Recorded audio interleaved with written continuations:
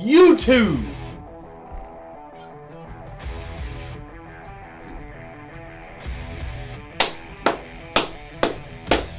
Pac-12 championship between the 9-3 Utah versus the 11-1 USC Trojans. Utah Utes, USC Trojans, Pac-12 championship tonight, sponsored by Dr. Pepper in Las Vegas.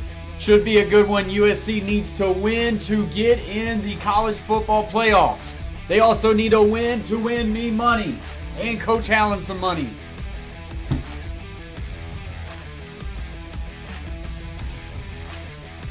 Checking the audio. Audio looks good.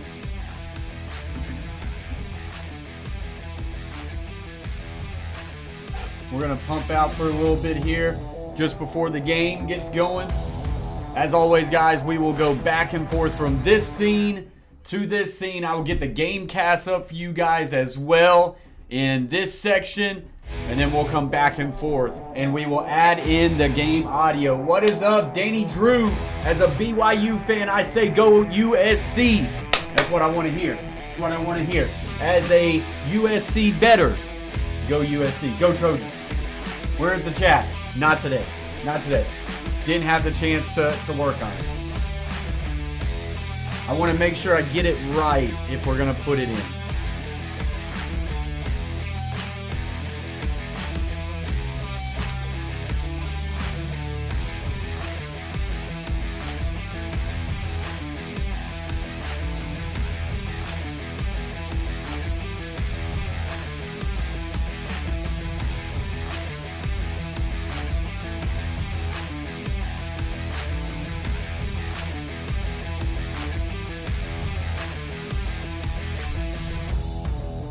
As always, guys, as you're popping in the chat, do me a couple favors. First and foremost, hit those thumbs up. It is free, and it helps us out a lot. If you're new, hit that red button. Subscribe to the Coach Plays. We just passed 6K. We're on our way to 7K, and hopefully one day down the road, in that empty space right there, we've got a silver play button award. But we can't get to it without you guys jumping on board, jumping on the family, and joining the team. And let us know, last thing, let us know in the comments section who you are rooting for and who you are betting for. Edith comments, USC Trojans 38, Utah 0. Got a lot of USC love at the current moment.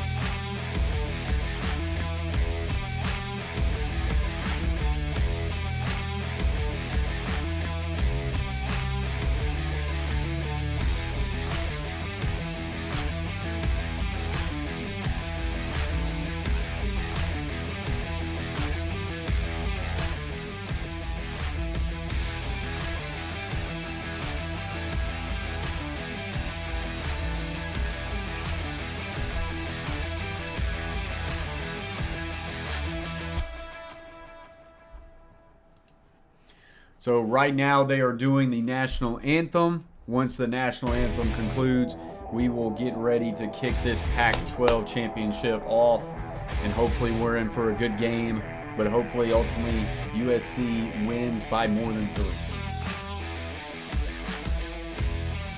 Danny says, since the game hasn't started, I wanted to ask, let's see, as a computer guy, is your case an NZXT?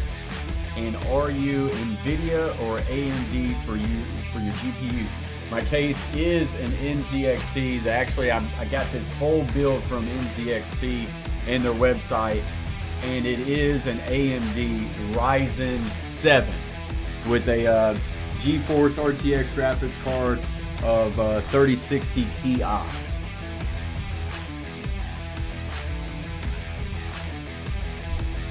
But yeah, I got this. This was a pre-build straight from NZXT website itself. I did do an unboxing and kind of a review of it a little bit earlier. You know, I've had this now probably for over a year, and or maybe we're getting right out of here. I may have bought it like right before Christmas break, so we're probably coming right up to it.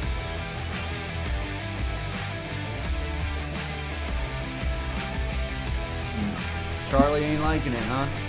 Coach Allen ain't liking it neither.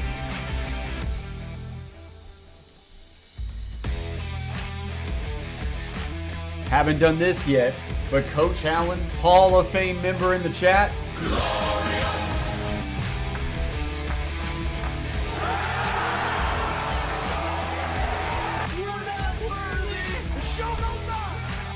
We are not worthy. Carver family has just popped in the chat. Coach Plays team member.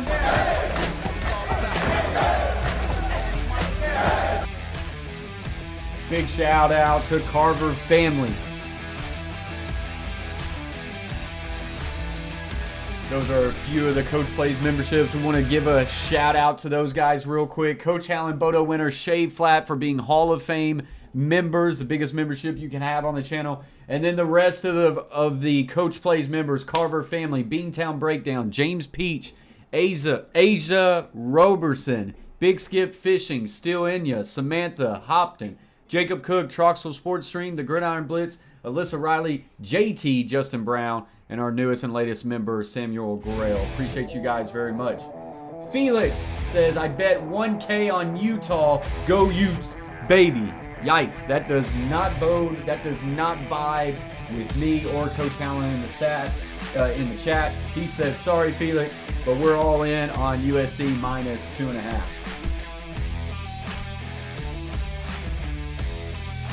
All right, so we should be about turning off the music and popping in here soon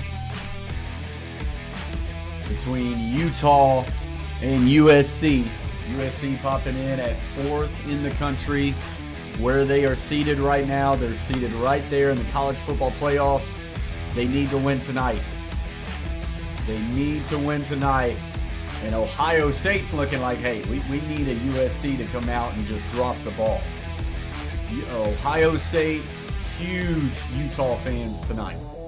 Huge. They're huge. You can't even begin to explain how big of Utah fans we are here tonight.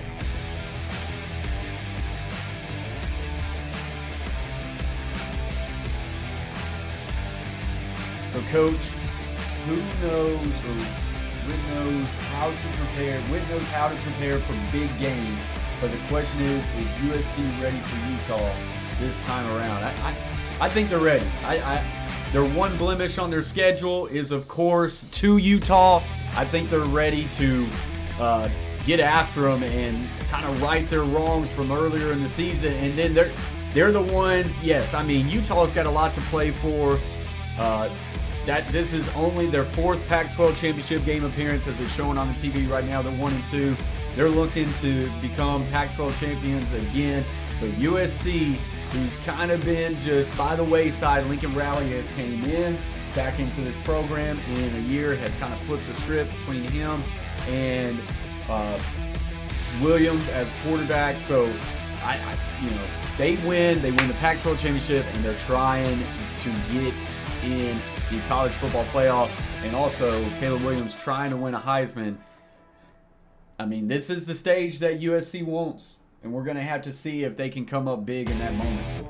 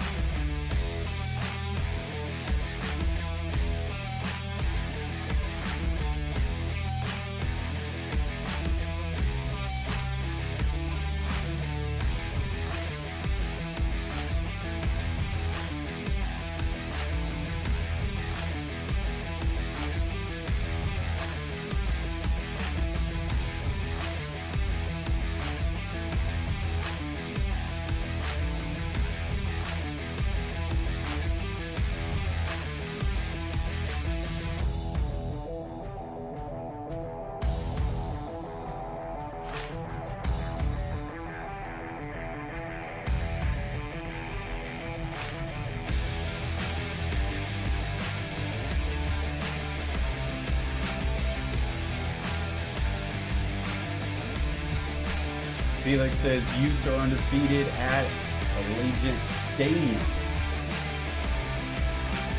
Just check the snap.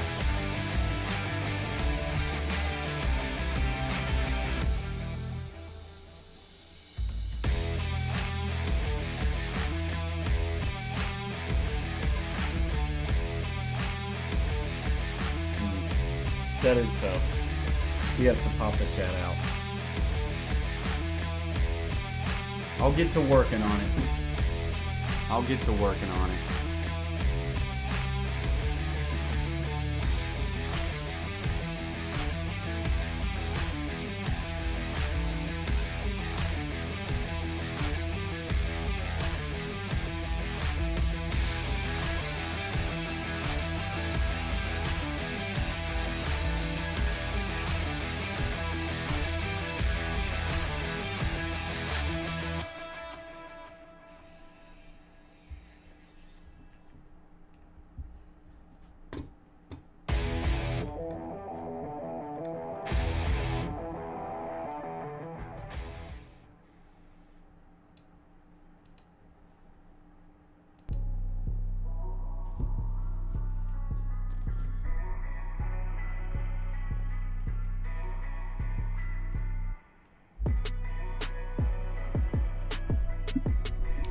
So we should just be moments away from kickoff. Like say we will go back and forth from this scene to this scene. I'll get the game cast up for you guys and I will pipe in the game audio as well.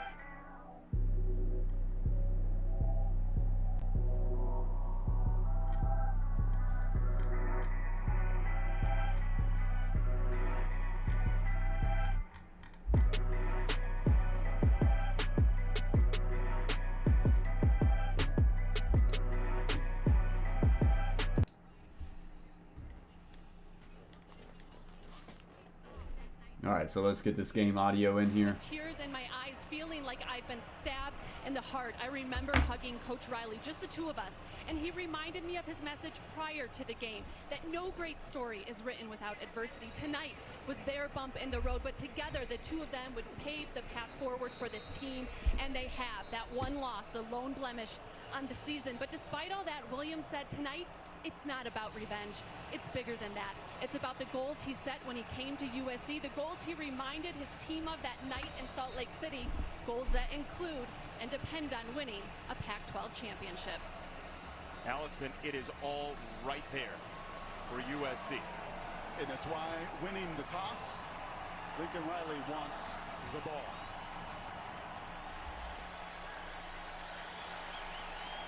However you are dressed up for tonight's game.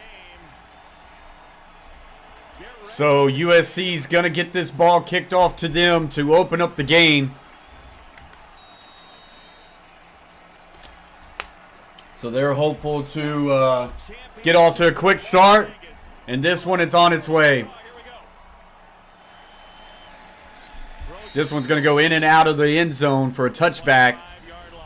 So Caleb Williams will bring himself on out. Going to turn that down just for a moment for copyright music. He's got 44 touchdowns to just 3 interceptions. 44 tied for most in the FBS. 438 against Utah. 438 total yards. 5 touchdowns in that game back in week 7. All right, so to open up this game, USC on offense. Opening up 2 by 2. With a back offset to the right. How do they open up this game? A little play action, looking for the quick hitch and go, maybe.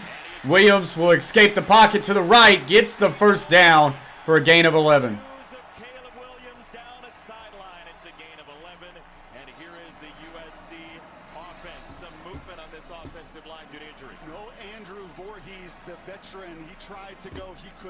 So they've slid some pieces around. And Austin Jones, the last couple games, no Travis Dye, lost for the season, no problem. Back-to-back 100-yard efforts. If you tuned in for Caleb Williams' escapability. There's the appetizer. 2x2 set again. Williams hits the quick outside hitch for a gain of about 4. He had that on the first play also, but his eyes was looking down the field for a much bigger play. Coach Allen says, like the video. His brother, Corene Reed, in terms of containing Caleb Do Williams. it! Yes, you can! Make your dreams come true! Good news, though. Clark Phillips, the All-American corner, missed a time a week ago. He is starting. He's at the bottom of the screen, and he's number 1. He's lined up with Kyle Ford at this moment. Phillips with all 6 of his Inside handoff. Good hard run there. He'll pick up a gain of about 3. has become the lead back for USC. Third down. I'll tell you this, early on, and this is what happens in rematches, Utah mixing their fronts. They are playing some 3 down, playing some 4 down, trying to present to Caleb. So this will bring up a 3rd and 2. Utah trying to get a stop here early in this one. When you know a team inside and out, then you're going to throw a little different curveball at Caleb. USC is best in the country on 3rd and 3 or shorter this year. Try to get him on a hard count. Now checking to the sideline. Back's going to switch over to the right after they check the play. Got to snap it. He doesn't get it. And they get the timeout.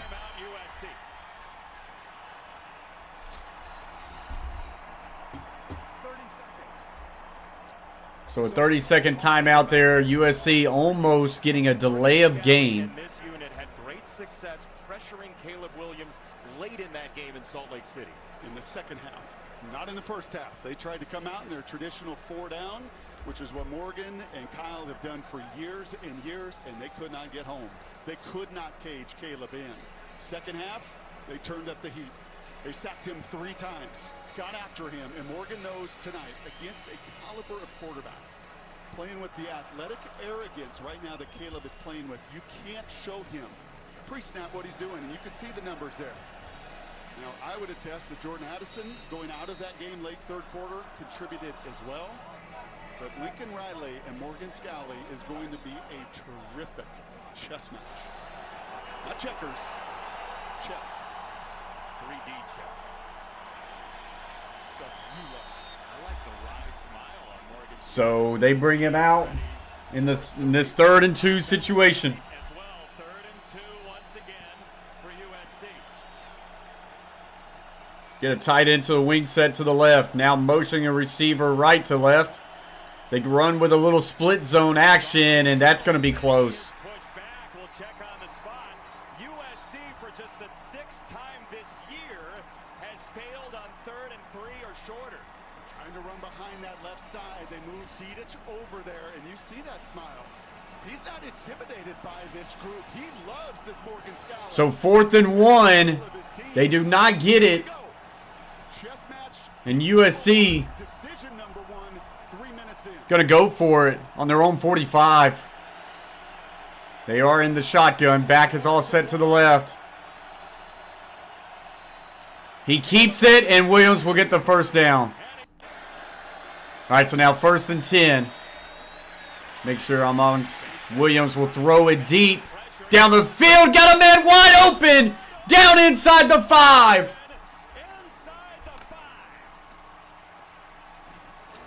Coach Allen says Caleb Williams. Wow, busted coverage. They just run right by the safety as safety and the corner just stayed low in that coverage. Just let them run right by him. So they're going to get up to the line of scrimmage, run a little split zone. No, he'll keep it, and he'll just dump it off for the flat route. Touchdown, Trojans. Washington on the TD reception. And Allen says, Teddy. Well, this was effective in the first matchup. Sneaking tight end, sneaking running back, sneaking receivers. So much attention to the run. So much attention on 13. The eye discipline, Jason, is so hard for those defenders on those sneak routes. And an awfully sneaky 6 for the Trojans. So the extra point is good. USC strikes first. Being a little aggressive to start this game. as they decide to go for it on a 4th and 1 back at their own 45. It ends up paying off. Very next play, Caleb Williams hits a big-time route down the field to set it up 1st and goal inside the 5, and they strike right after that.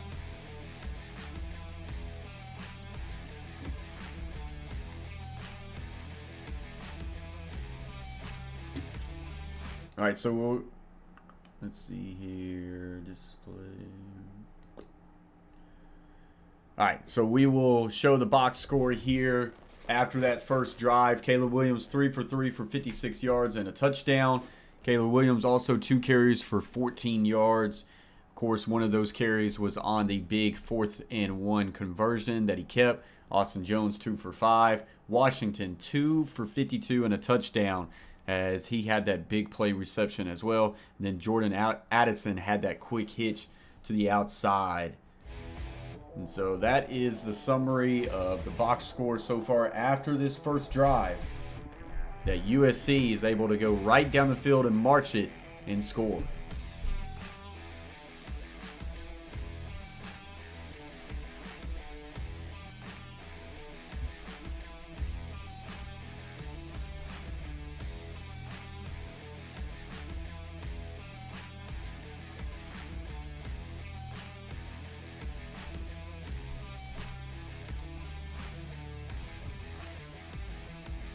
So a commercial break. Utah will next get the ball and see what kind of answer that they can have. Some missed opportunities for Utah early on that drive to be able to get USC off the field. That would have been a big turn of events here early in this game if Utah could have got the stop there on 4th and 1, because that would have gave Utah the ball at USC's 45. So, but didn't happen, and then they hit them quick with the very next play. He is going to hurry to the line, Jason, and there's going to be miscommunication right here. Right, miscommunication between these two. USC loves this concept, a little vertical switch release, trying to show a different wrinkle to Caleb Williams, trying to play a 3 down front, get 3 over 2, but they don't communicate, and it is a bust that Utah cannot afford. USC asked for the ball after winning the toss, and now has its 8th opening drive touchdown. Wow, tied for second most in FBA's 8th opening drive Utah, touchdown. for the first time, will have it from the 25-yard line. He was a California native, Cam Rising. So they won the toss, and they definitely wanted to get off to a quick start in this one. Cameron Rising, quarterback for Utah, 66.4 total yards, 239 total yards this season, 22 touchdowns, 7 picks. Those are all averages. For against USC, 415 yards passing, 2 touchdowns, 0 picks, 60 yards rushing, and 3 touchdowns. So we'll see what Cameron can do here in the Pac-12 championship. They get a motion from left to right, receiver inside handoff, and he'll get just a yard. And USC playing with some high energy to start in this one. With the very sturdy sophomore and violent sophomore Keaton Bills at left guard. Bailey is in. Kincaid is in. Jaquindon Jackson will see a lot of tonight, the former quarterback. So a trips bunch tight to the right. And now both tight ends are going to flip over to the left, now under center. They shifted hard there. Inside handoff, a lot of room to run there, and he'll pick up a gain of about 10 and a first down. And if they run it, and which they've done very well, it's been this side of the line. That left side, you mentioned Bills, he's the glue. The best lineman, Daniels, the left tackle, and that is a straight wash away. You are moving people off the ball, and Jason, that's why this sets up so well tonight. Styles make fights. You saw the speed and the dynamic explosion of SC. There's a sign of some of the power and strength of Utah. Two tight ends set to the left. Looking left, now to the middle. Big throw there is completed for a gain of 20 plus. That is Parks on the reception. There's a little Cam Rising saying, you know what, from a timing So they had a tight end wing to the left. He looked that way first, and then they just hit a nice little center post shot right there. He went up and get it, took a shot after the catch, but he comes down with it. I'll tell you, Jason, we have seen Cam a number of times. The bigger the stage, the brighter the lights, the better number 7 plays.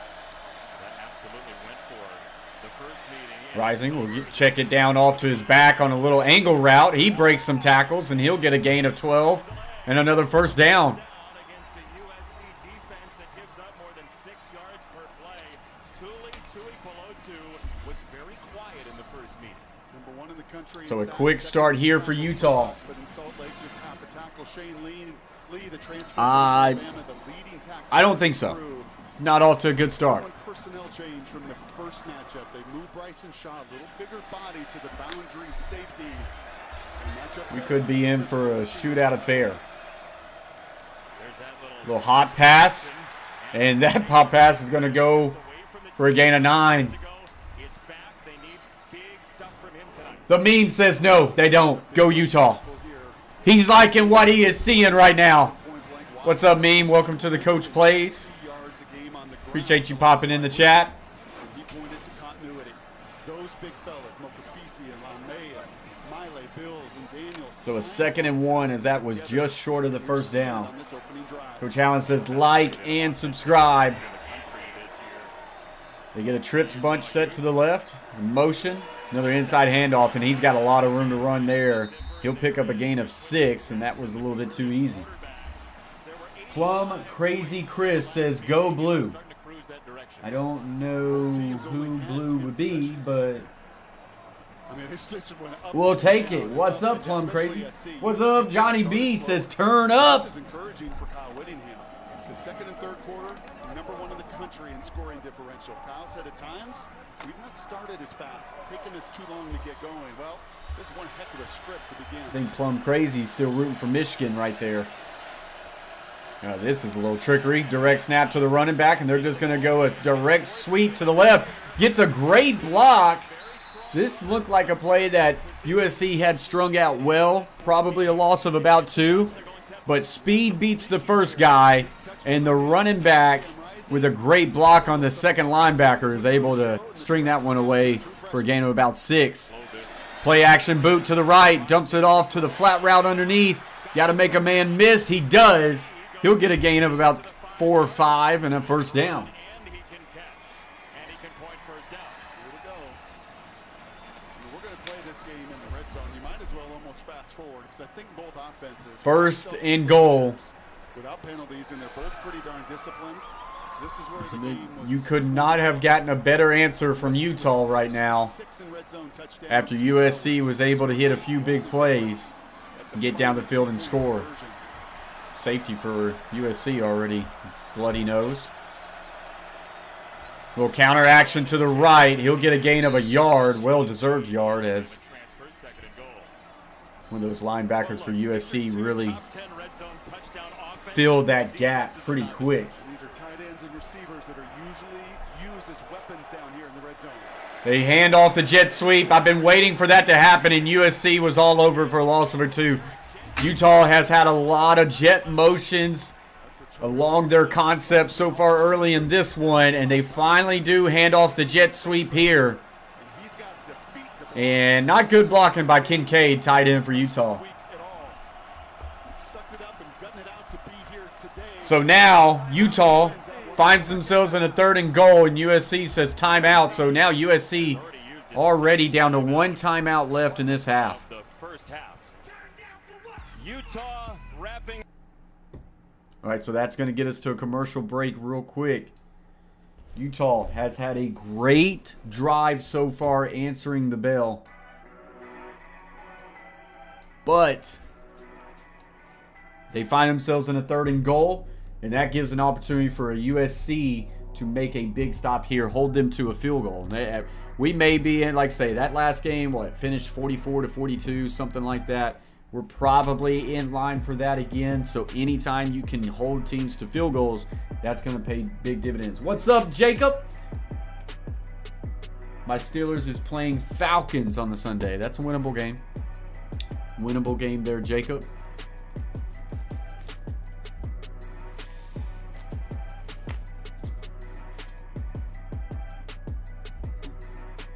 So a commercial break right now.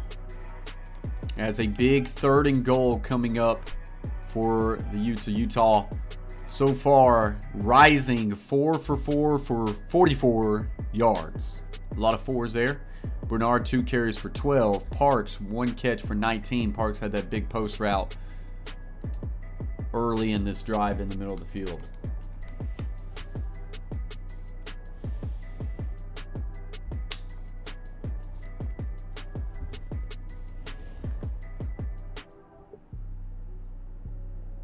Yeah, that's right. Watson is coming back this week. They play the Houston Texans also.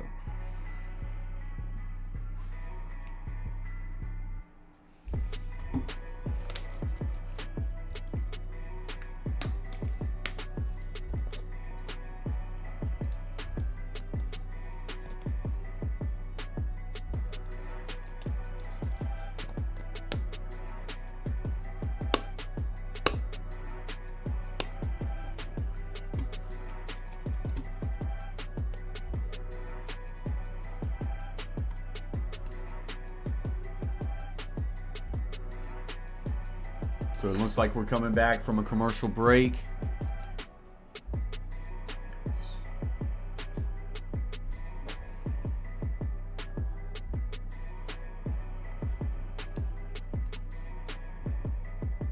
Here with a 3rd down coming up. Keep an eye on Dalton Kincaid, the leading touchdown reception. All right, so big play here, 3rd and goal. The tight ends as a group have half the touchdowns. He is a big Ball is at the 7-yard line. They get a motion over to the tight end, so a tray set to the left. Now motion left to right, looking left, still looking, got plenty of time, rising, flushed out to the left now. In trouble, fires to the front pylon. Well defended and incomplete. I believe that's Bullock, they said.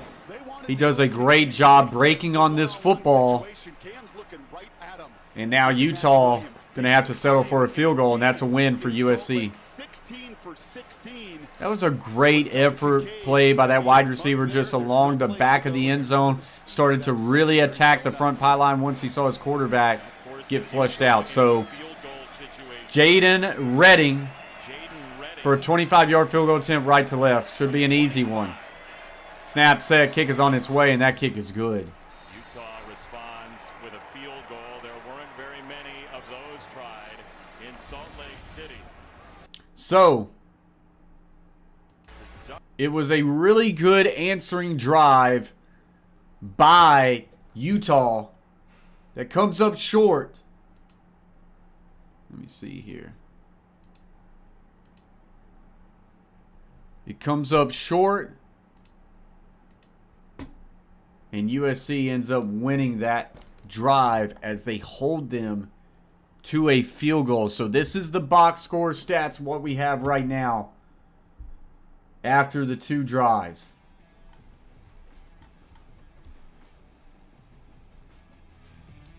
Caleb Williams, 3 for 3 for 56 yards, averaging 18.7 through the air for 1 touchdown. Cameron Rising, 4 for 5 for 44 yards, averaging 8.8. Let me go ahead and refresh this.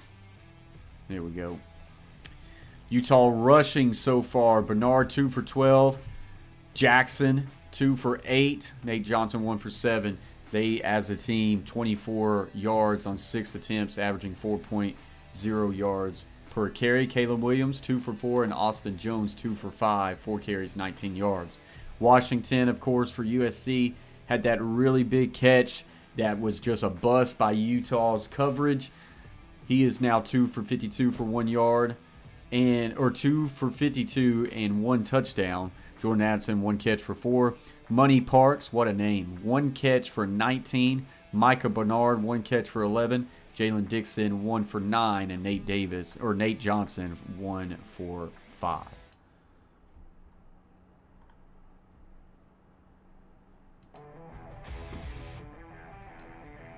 So that's where we are at so far. The meme says, hey, a field goal is a field goal. That is true. You definitely take a field goal over no points at all. You definitely do. But in a game that could potentially be a shootout, You don't want many field goals being replaced or many touchdowns being replaced for field goals. They marched it down, they got in the red zone, and that's where you start to hear that term, bend but don't break defense. In this sort of situation, that's a win for USC. That is by far a win for USC.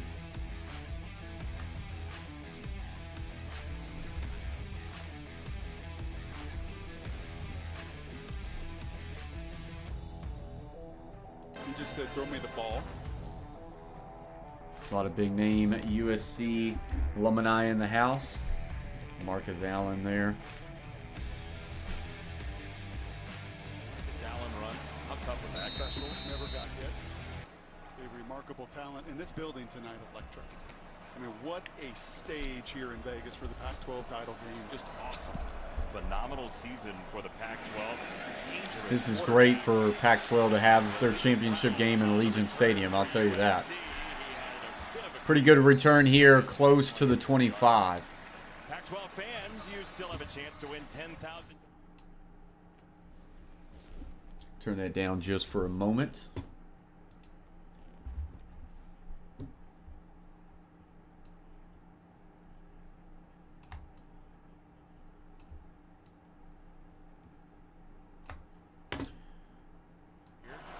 Man, bright, lively, energetic crowd.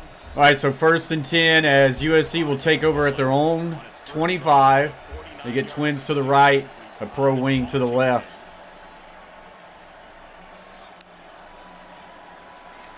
Inside handoff, and Jones, Pushing for 5.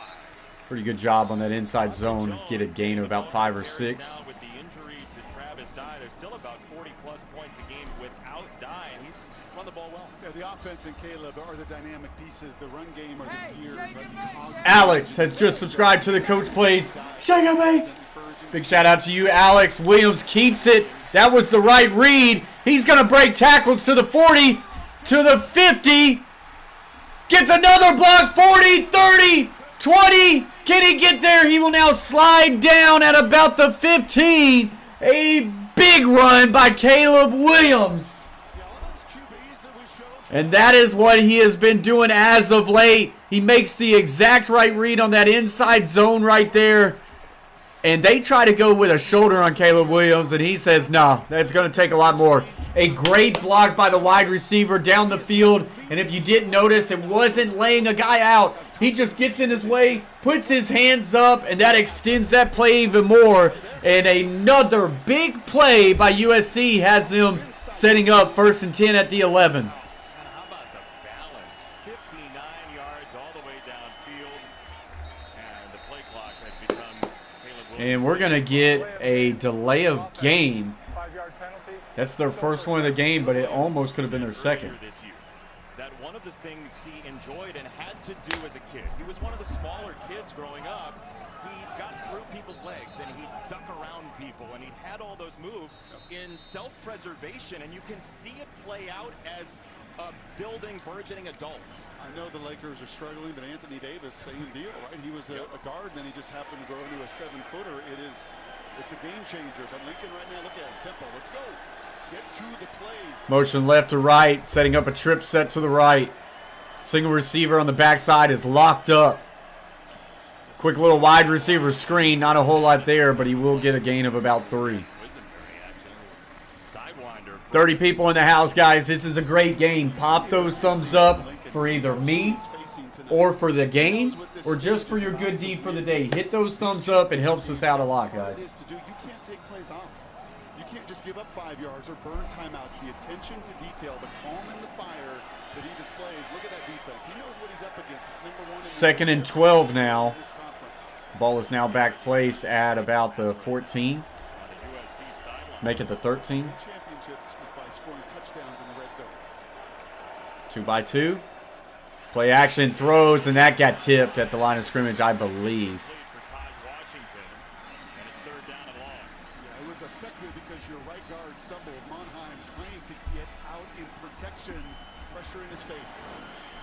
You're going to see Monheim struggle there. A good rush by Diabate in the face. They've got to get in the face The cylinder of Caleb Williams. but not run by him, as Morgan Scalley said. Easier said than done.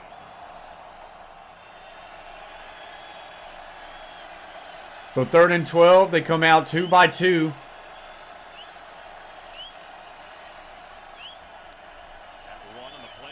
Caleb Williams now throws the shallow route underneath. That is connected, but he's going to be short of the first down. Coach Allen says go for it. I think you go for it, yep. 4th and 2.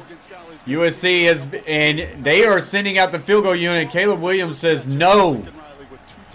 And Lincoln Riley says we're going to go up 7.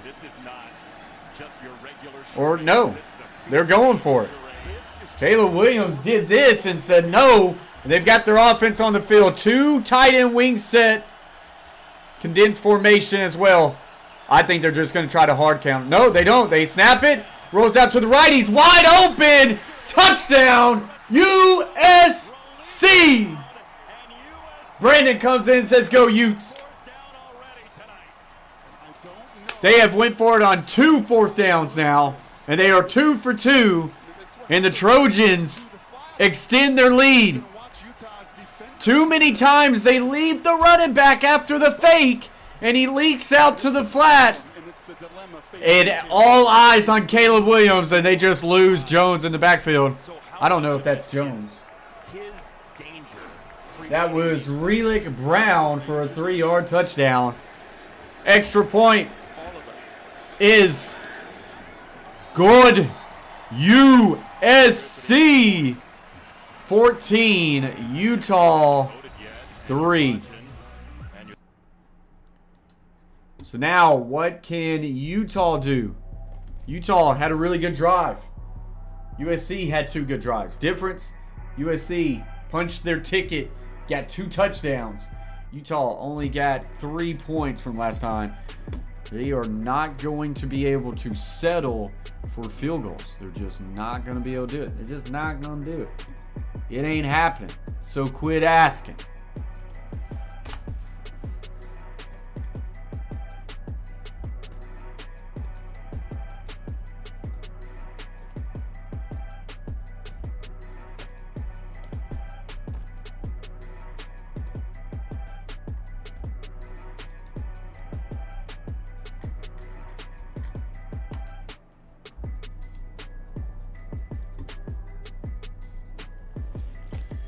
So Caleb Williams finds himself now 6 for 7 for 72 yards and a pair of touchdowns.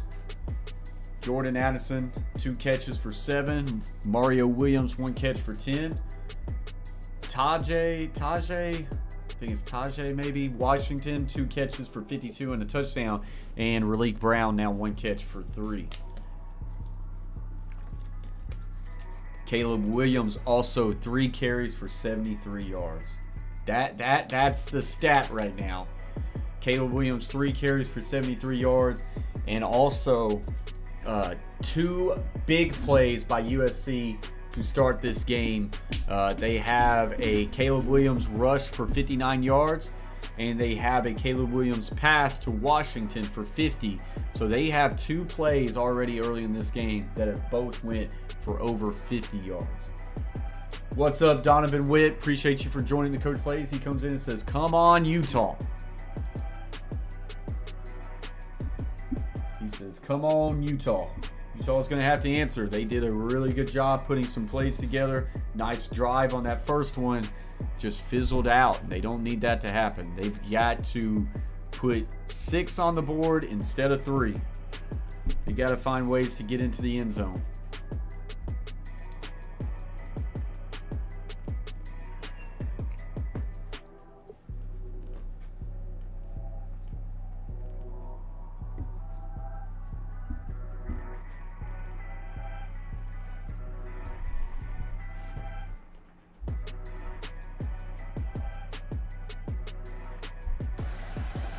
Cut on his hands, a little bloody. They're working on that. Doesn't seem to be a problem. Allison Williams, what are you seeing down there? Well, Brock, Caleb Williams led that last touchdown drive with an injury to his throwing hand. He has blood coming, it looks like, from his pinky. He's certainly battling through it, though, and he's getting tended to now by the athletic training staff on the sideline, bandaging that up. I'm going to bet he's going to stay in the game. I think so. But Kyle Whittingham knows. That's why he went for 2 in the first matchup. While he was hyper-aggressive, he's going to lean into his best people, and Lincoln is doing that here early. You talk to 25. Hey, the Dr. Pepper tuition giveaway is coming up at halftime. Stay tuned to watch 2 deserving students compete for a life-changing grand prize of $100,000 in tuition from Dr. Pepper. Got a match. Got to go right back down this field, just as Utah did time and time again in Salt Lake City. Down, buddy. From the second quarter on. All right, so Utah Do it now a little bit earlier, Cam. taking back over at their own 25. Tight end wing set to the right, Twins left. Tiger throws this one deep right down the seam and just out of reach for his receiver. I wonder if that defender was able to put his hands on it. This is well done. You get the one-on-one against the safety. Danny says BYU fans loving this game so far for USC. But because of the length and the twitch and the speed of Bullock, number 7 right there, he gets in the lane and puts it where his guy can get it or nobody, because these Trojans defensively. So that brings up a 2nd and 10. 19 picks, number 1 in the conference. Back-to-back incompletions so far. You run a little split zone action with that wide receiver motion, and that's just going to get a couple. Guys, keep in mind, Cam Rising has been dealing with a knee injury since that first USC game. You see him wearing a brace on his left knee. His offensive coordinator, Andy Ludwig, said it's limited his mobility, created havoc at times with his throwing motion, but still he tells them not to change a thing. Now, Kyle Whittingham said this is the best he's felt, but any other quarterback would have missed 2 to 3 games by now. Cam Rising is so tough, and they're going to need him to be tough to tackle and affect this game on the ground as well. They need him right now on 3rd and 8. 3rd and 8. Big down here already early for Utah. Empty left. And they throw a wide receiver screen, and that got blown up. And the last thing really Utah wanted was to go 3 and out, and they just did. Yeah, and this is awfully close. So much energy in the building for USC at this current moment. You see the edge pressure come, you want to throw into it, but they can't get that one block. It's Shaw right there that sees it. He triggers, he reacts, like Blackman did earlier in the red zone, down on the goal line, defeating those blocks, getting off the field. So they get this punt off. Field goal on the first drive for Utah, now a punt. And he fair catches at 25. That's a really nice punt. So flips the field position, but USC will take back over. Nobody's got a play until you get punched in the mouth.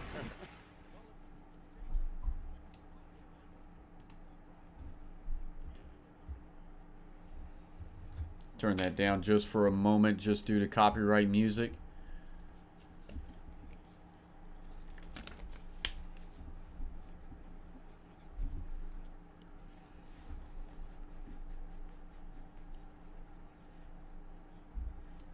The ultimate trust factor. Kind of like Andy Reid with Patrick Mahomes. Like, you've watched that evolution and growth, and it's been a much longer growth. But much like Andy, I'm sure, shakes his head sometimes. Well, it's not how the West Coast draws it up. It's the same thing between Lincoln Riley and this superstar. Part of what Lincoln Riley has said he doesn't want to do is Trip set to the right. Zone action, and Williams keeps it again, and he'll get a gain of about 3 or 4. menacing walk for 4 yards.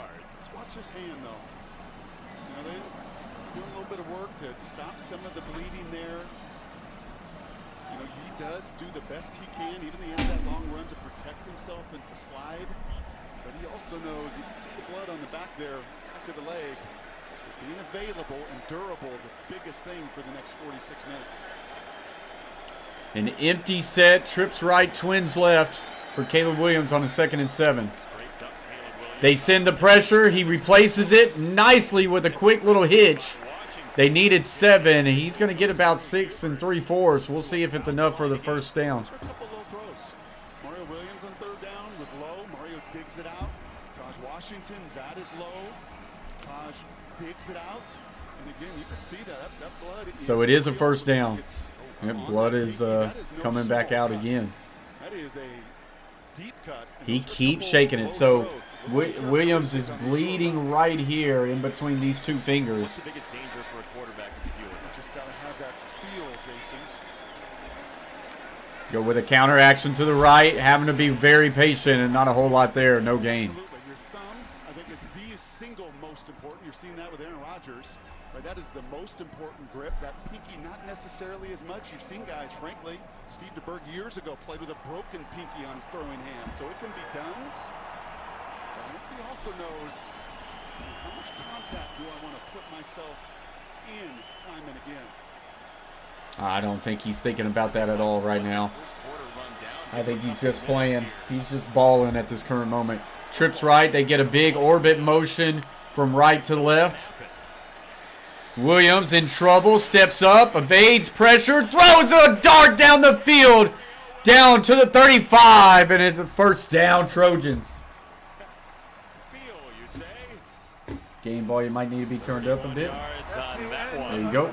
Caleb Williams and USC making Appreciate you, Howland. Individually and All right, so that gets us to a commercial break as that is the end of the first quarter. USC 14. Utah 3.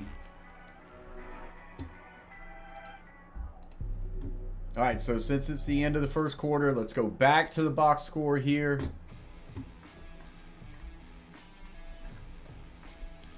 So Cameron Rising 4 for 7 for 44 yards. Caleb Williams 8 for 9 for 110. He's dealing with that cut in between his pinky and his ring finger on that right hand. Just something that we're going to have to continue to look at.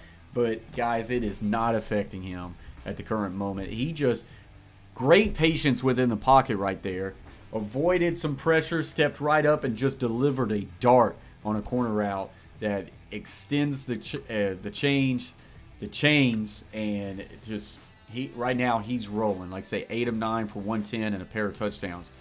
Rushing, Micah Bernard for Utah, 3 carries for 14 yards. Caleb Williams by far is the best runner on the field, and he's the best player on the field currently because he also has 4 carries for 76 yards, an average of 19 and a long of 59.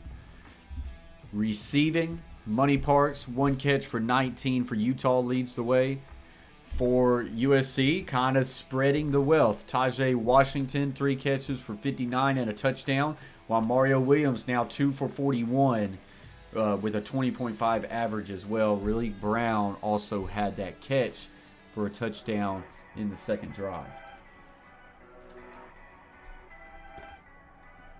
So that's where we're at. 37 people in the chat. 16 thumbs up. Keep smashing those thumbs up, guys. As always, here's our rule on fighting in the chat. Ted Lasso going to be able to give you a short message. Easy now. Coach, tell these boys what the first rule of my fight club is. No fight club. No fight club. No fight club. So just keep it clean in the chat.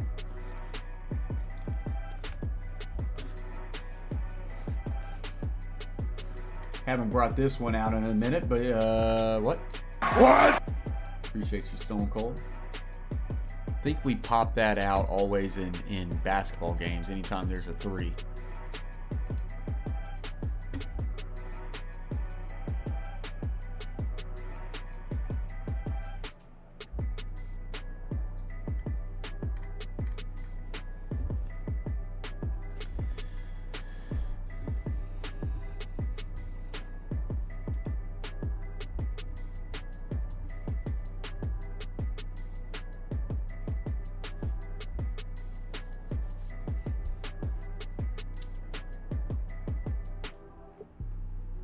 Danny Drew says, hey everyone, hit a like. You watching means Coach deserves that like. Appreciate you very much, Danny Drew. Got to remind people that it's also free to hit the thumbs up. So it really does nothing. It really costs nothing. It's very quick to do. And all it does, A, warms my heart, makes me feel great. It does tell me that you're liking the content, which is always great. And also it helps us. It tells YouTube, hey, people are liking this content. Let's push it out to other people. That way more great people like you get in the chat and we can all be reacting to this game. So I appreciate every single one of you guys. Keep hitting those thumbs up. And as always, if you're new to the Coach Plays, don't be afraid. Hit that red button, hit that bell, join the team today, and subscribe to the Coach Plays as we are back for more action. Let me know, guys, if that audio sounds good. And now he has eaten up more yards than anybody in a single season at heralded and revered USC.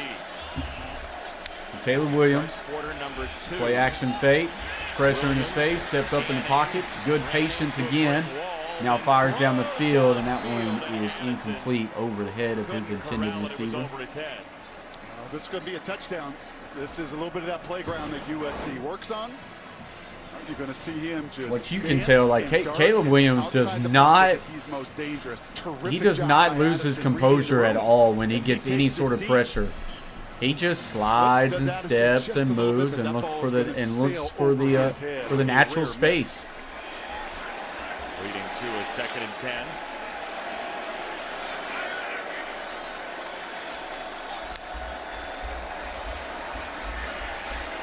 There's a dart thrown for a first down. Hudson on the reception. Caleb will also then do this. He plays off schedule. 169 qualified quarterbacks. Morgan Scally, you can see the hands on the hip. He holds it as long as all but 3. Boy, if USC punches this in the end zone, there's not a better start USC could have had to go up 21-3 over Utah. Like Morgan with those hands on hips. He just said he's got blank forever over on the sideline. It's too long of a time for the Utah. Play action, sidearm, quick throw for a gain of about 6. What are you going to do? So then you blitz and you just leave one-on-ones. Throwing that quick speed out on the perimeter. Corner plays off coverage. He's able to zip that thing out there. That is great placement. Caleb Williams, man. I mean, this is probably, I've seen the highlights. I've watched a few of his games. I watched the USC versus UCLA. I was impressed there. But, man, he has came out firing at all cylinders in this game. Get a pro wing to the left, twins right, back offset right. There's a little GT counter to the left, and he breaks some tackles, keeps his feet moving down to about the 3. This one is Jones in 1st and goal. And then you've got to deal with 13 so much attention, and we've seen this multiple times at the basics right there for Karene Reed. Stops his feet. Jones does not, and he runs right through that tackle. Just enough run to be dangerous. Back-to-back 100-yard games. Play the game from the inside out with a multitude of weapons, and it leaves defenses, not just coordinators. Look at the DBs right there. Same posture with hands on hips. All right, so looks like they bring an extra lineman in with a tight end, so you got a heavy set here. Slide receiver motions to a wing. Inside zone handoff there. And it's Jones stood up by Karene Reed. And Jones will get maybe a yard. Confidence there for Utah's defense. But Williams might have pulled it there. He elected to not. We know what Lincoln Riley does with a play like that. He builds on it. He sequences, so you're going to see that run action, and you know what follows. Play action, just like they did in Salt Lake with maybe a dump to the tight ends, and it really is a nightmare. Morgan said, "Oh, everybody loved that game, that first game." I didn't love that first game. 42 points is a deep 2nd and goal. For him. No, I believe the word he used was torture. 5 men front for Utah. Maybe adding 6 now. And we'll play action fake. Williams in trouble. Fires to the back of the end zone. His receiver went up for it, but he could not get his feet in bounds. He's disappointed, but he did not get it in. On that back end line, again, a throw where his guy is going to get it or nobody. You'd love to see that huge, massive 6'6" target get a little closer. So now this brings up to Cole Bishop in trust. 3rd and goal. He's going to put it where you get And this is a situation that Utah has to get a stop. The USC has already shown twice they're willing to go for it on 4th down too. You got to think Williams is going to have an option to run here on this play. 3rd and goal here. Looks left, quick slant thrown, and that was well defended by their captain. Phillips, they had the slant right there, but he plays top shoulder, comes back over top, and gets that hand on that football. Wow. Give it up to him. That was a great play. Probably got away with a little bit of a hook. Holds these Trojans to a field goal. No surprise. It's their best defensive But the hook did not turn his body enough. So now they have to settle for a 20-yard field goal. So both teams now have had to settle for a field goal far into the red zone. That one will be good. USC. So Utah does complete the drive defensively to get. So 17-3, USC off to a great start. Utah finding some positive right there as they get that stop. They desperately did not need them to score another touchdown there and go up 21-3. But needless to say, Utah's going to have to put up an answer. They desperately do not need to go with another 3 and out. That is for sure.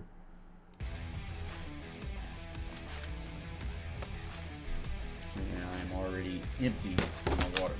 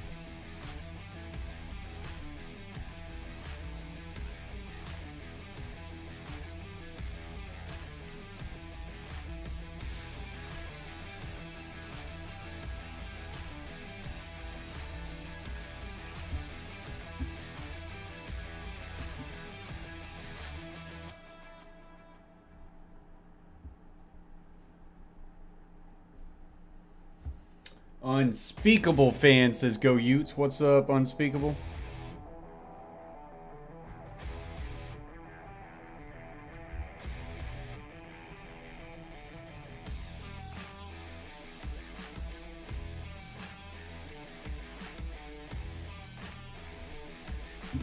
As we're coming back from a commercial break. Standing, what does that say to you? Coaching, continuity, and trust that Kyle Whittingham has developed here over 18 years. And for a bunch of guys on this team, Jason, this is their 4th title game. So they don't flinch. Kyle doesn't flinch, and his team rarely does. This one will go in and out of the end zone, so Utah will take over at their own 25. 25-yard line. Once again, the Utes have.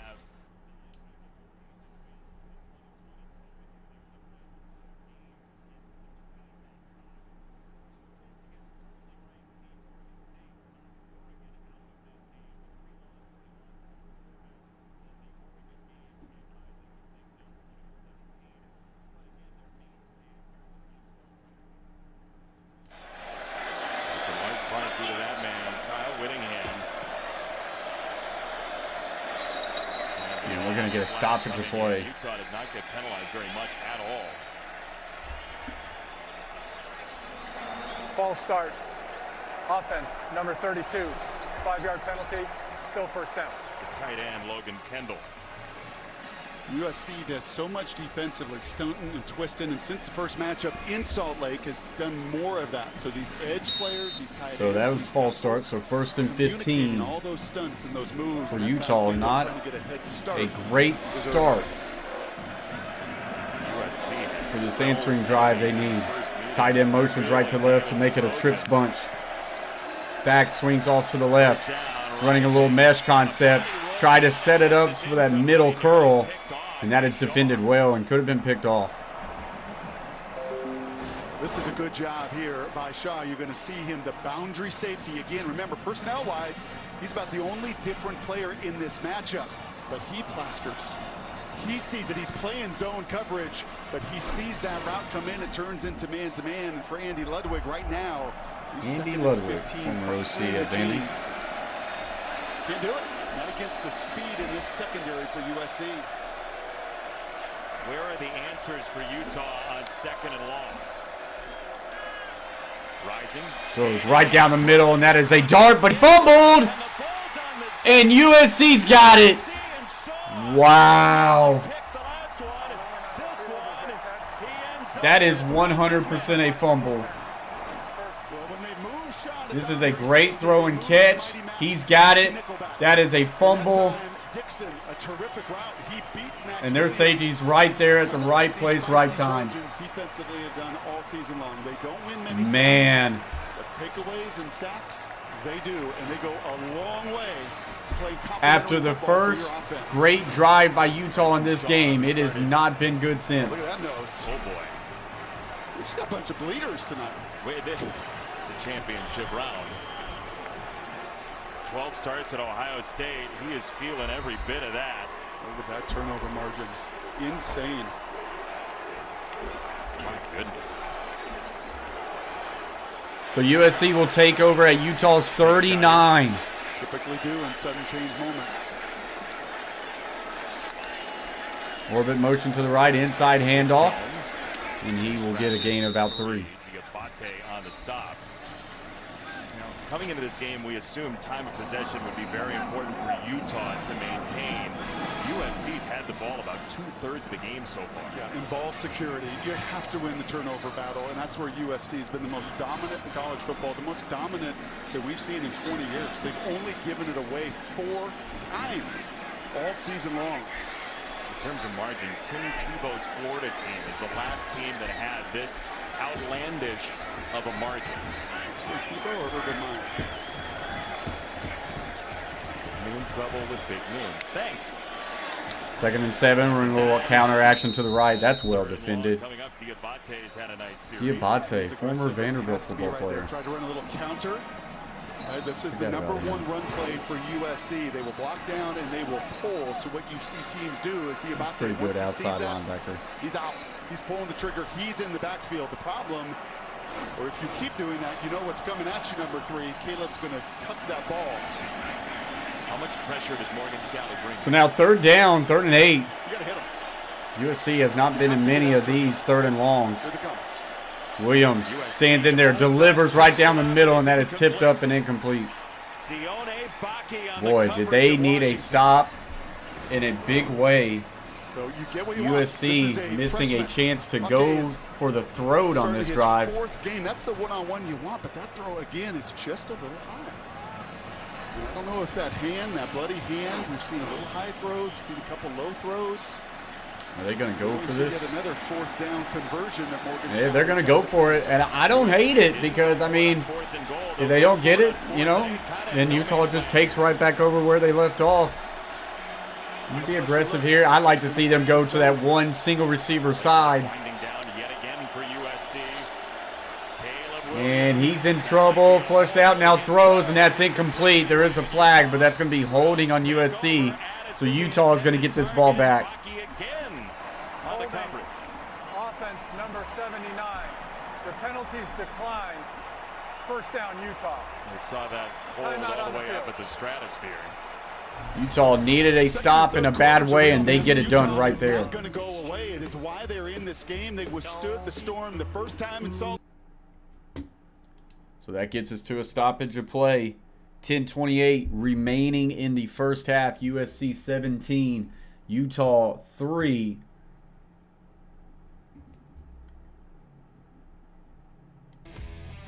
Like I say, USC getting that big turnover. Had a chance to really go on the attack there. But Utah, give it up to them. Able to get some pass breakups and force a turnover on down. So that was needed in a major way, that's for sure.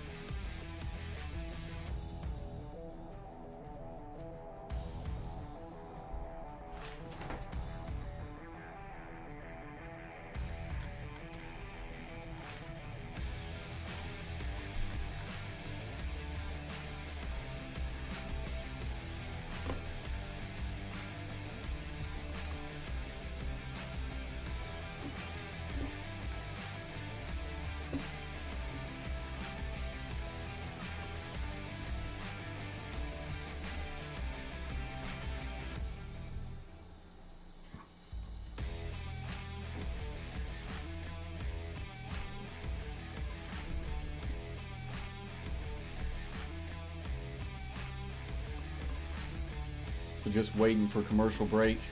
There's a Wendy's commercial right now, and it makes me want a Frosty bad. There is actually a legitimate chance that if Wendy's is still open after this, I go get me a Frosty. That ad just won. What does the chat think? If there's anybody sitting in the chat just hanging out, listening to me right now, what do you think about Frosties? I like them. Definitely likes Frosties too.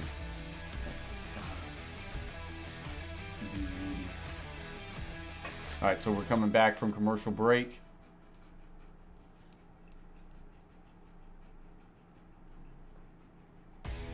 Momentum now builds for this offense when Caleb Williams goes for an out. Just chilling. I hear you. Those numbers in the second and third quarter, how this team was staying. Up to 19 likes. Appreciate you guys. Still 36 people in the box. Let's match those likes. First and 10 for Utah. Play action boot. He just throws this rainbow to his back, leaking out to the flat. He gets that, and he'll get a gain of about 8. Yeah, that's just dangerous throw when you put it up in the air like that. Whether it's the running backs today, some of these slot receivers, you come underneath that formation. But I bet you, Kyle, had a little talk to Andy and just say, hey, listen, we've got to possess the ball. You saw the time of possession difference. Kincaid's watching right now. That opening drive, they mixed, they matched, and they moved USC. You've got to get back to that. So first and 10. Tight end's going to motion inside. In motion, the tight end, and it's Mekhi Bernard taking over. Just a gain of a few Thomas, there. Who is no longer with the team as of a couple of weeks ago. 6 on schedule. Everything open to you. I think Kincaid is trying as best he can to cut it out. It's hard without practice time. Bailey's doing the same. Those two guys, very, very little practice. And even though they're talented enough to get by without it, you always benefit with those reps on a short route. It's another inside handoff. Gets a little bit of a crease there. Hard running. Carrying a few Trojans with them for a gain of about 7 or 8 and a first down. They say it as a gain of 9. Big left guard, Keaton Bills, a fourth-year sophomore, just gets a body on a body. You're going to have to live with some negative plays. The way SC plays and moves and stunts and twists, they're going to get you at times. Now under the 9-minute mark if you have left in this first half. 9 siblings for Keaton Bills. Fighting for food at that time. Maya on the right side of the line has 9 siblings as well.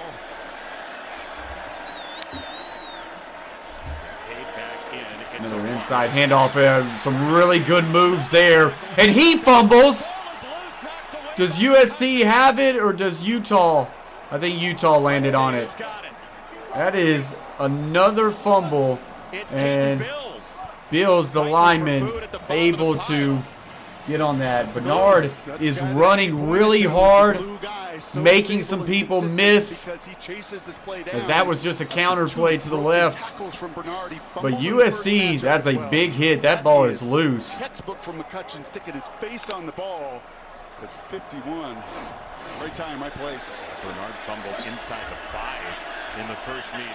And so it's Jackson in as the tailback now. Bernard out of the game. So Utah now at about the 25 for USC. They send a blitz. They pick it up well, and a quick hitch there. Will they get a gain of a couple? But well defended by USC. Grinch, defensive coordinator for USC. He's been in 6 championship games in his time. He says we always get the best version. That's what we know in a championship game. And he's mixing and he's matching. He knows in the first matchup there are 19 missed tackles, 300 yards after contact and catch. It was devastating. Cleaned it up, and they've been Get twin set to the left. Tight end's going to motion down into a wing set to the right now. 2nd and 7. Some more motion, a lot of motion in this Utah offense. Pick up a gain of about 4. It's going to bring up about a 3rd and 3, 3rd and 4. They love his toughness and how much he adores playing football. You wonder what's their decision if they do not pick this up. Are they thinking take 3, make it an 11-point game, and don't chase the points? Or do they say, no, we will go for it on this time? See if they can pick it up on 3rd down. Inside zone, and he does not get it. He gets a gain of about 2. It's going to bring about 4th and 2. To me, with that sort of call, I feel like they knew all along that they were going to go for it. And that 7'1" wingspan, that pterodactyl right there playing linebacker, a body type you just never see. So this offense stays on the field. Felt like that was pretty evident when you start to see that play call on 3rd down. I think it's telling them right now, field goals not going to be good enough in the red zone. Nate Johnson, the Wildcat quarterback, is in the ball game, but he is not going to take the snap directly. It's Rising faking the pitch. And Cam Rising keeps it, and he'll pick up the 1st down. So you remember QB power. Do you? Yeah, I think it was like on 4th down that they ran that play to score .41. It was a scramble that scored 43. This is the +1 in the run game that you get with a willing, tough sucker at quarterback. And this is what defenses haven't seen really the last couple games, is Rising in the back of your mind with the wheel. This is an 8-play, 49-yard drive so far, taking off 5 minutes off the clock. Utah Utes. And quarterback's just going to keep it on a sweep to the right. He gets upended, but after a 3-yard gain. Set him up in the air to get spiked down. Yeah, it was a McCutcheon-Peely sandwich. Not fun. What number is that on the menu? Well, it's number 345, as in pounds of number 91. Guys are flying around, playing a lot of personnel, but this is exactly what Utah had to have. 7 runs, 2 passes, pounding the football, moving the men. Now USC's defense really looking tired on this drive. Can Utah finish? 2nd and 7, ball is at the 11. And Rising will keep it again, and he'll fight for a gain. Wow, man, I thought that was a terrible spot. They give him a gain of 3. I thought he might have had a gain of 5. Previous red zone, beating a block, you're going to see the corner here, just 175 pounds, and he wins. Does enough there, get to the legs of Rising. This is different, Jason. No Vele and no Kincaid. Your touchdown makers down here. So 3rd and 4. Kai Blackman and crew have got to step up and win their one-on-ones. 2 tight ends set in each wings. Quarterback's under center. Hard count, doesn't get him. He'll now check the play at the line of scrimmage. Little wide zone action to the right. He finds his crease, and Utah scores their first touchdown of the night, and they have pulled this one within 7, pending the extra point.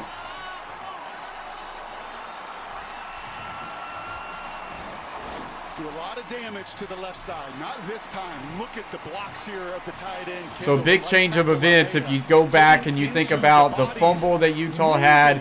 USC took it over, but then went 4 and out, and Utah is able to answer after that. Exactly what these Utes do. A couple of years ago, Jaquindon Jackson was a high school All-American quarterback out of the state of Texas. He was going to stay home and go play for the Longhorns. Didn't work out. He came here to Utah. All right, so 3:55 left to play in the first half. Utah gets up on the board. They are now down 17-10.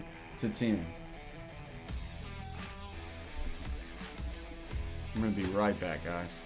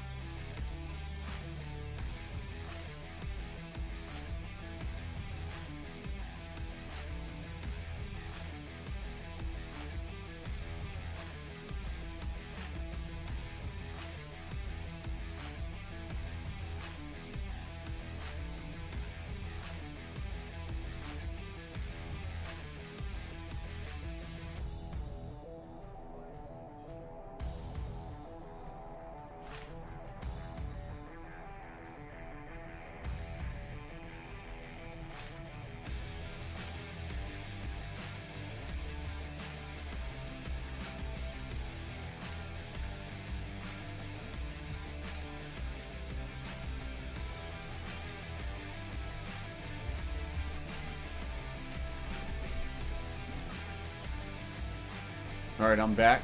Coach Allen, if you can hear me. Last time I checked, it was 14-13 Knox West. And it is not 14-13 anymore in Knox West. Page still has 13, though. I will say that.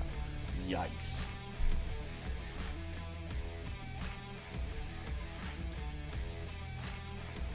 All right, so we'll see what's the next drive hold for USC. Can Utah, after that last possession for USC, Utah played some really good defense. They're gonna want to see if they can, build off that and get USC off the field with a chance for Utah to chip away at this lead even more. Like I say, just under 4 minutes left to play in this first half of the Pac-12 championship. Halftime show, we'll take a look ahead to tomorrow's Big Ten championship game as Michigan tries to remain undefeated, taking on Purdue. And we'll talk second half adjustments in this one, USC and Utah. I think containing Caleb Williams might be a part of that, but it's a good one so far, Jason and Brock. You were all over it, Mike, and a lot of interested parties across America and Columbus and Tuscaloosa and Fort Worth about this game and the Big Ten game with Michigan tomorrow against Purdue. I'll say this, it was touchdown. Field goal stop in sudden change. All right, so Utah stop some of the bleeding. Kicking this one off. After that touchdown answering drive, it's now 17-10. This one will be fielded at the goal line. He'll bring it out. Gets to the outside edge a little bit. Gets a little bit of a crease. Gets to the 30. And he'll be brought down about the 33. There is a flag, though. So look, this So USC probably team, coming back. Lincoln Riley put up the 6.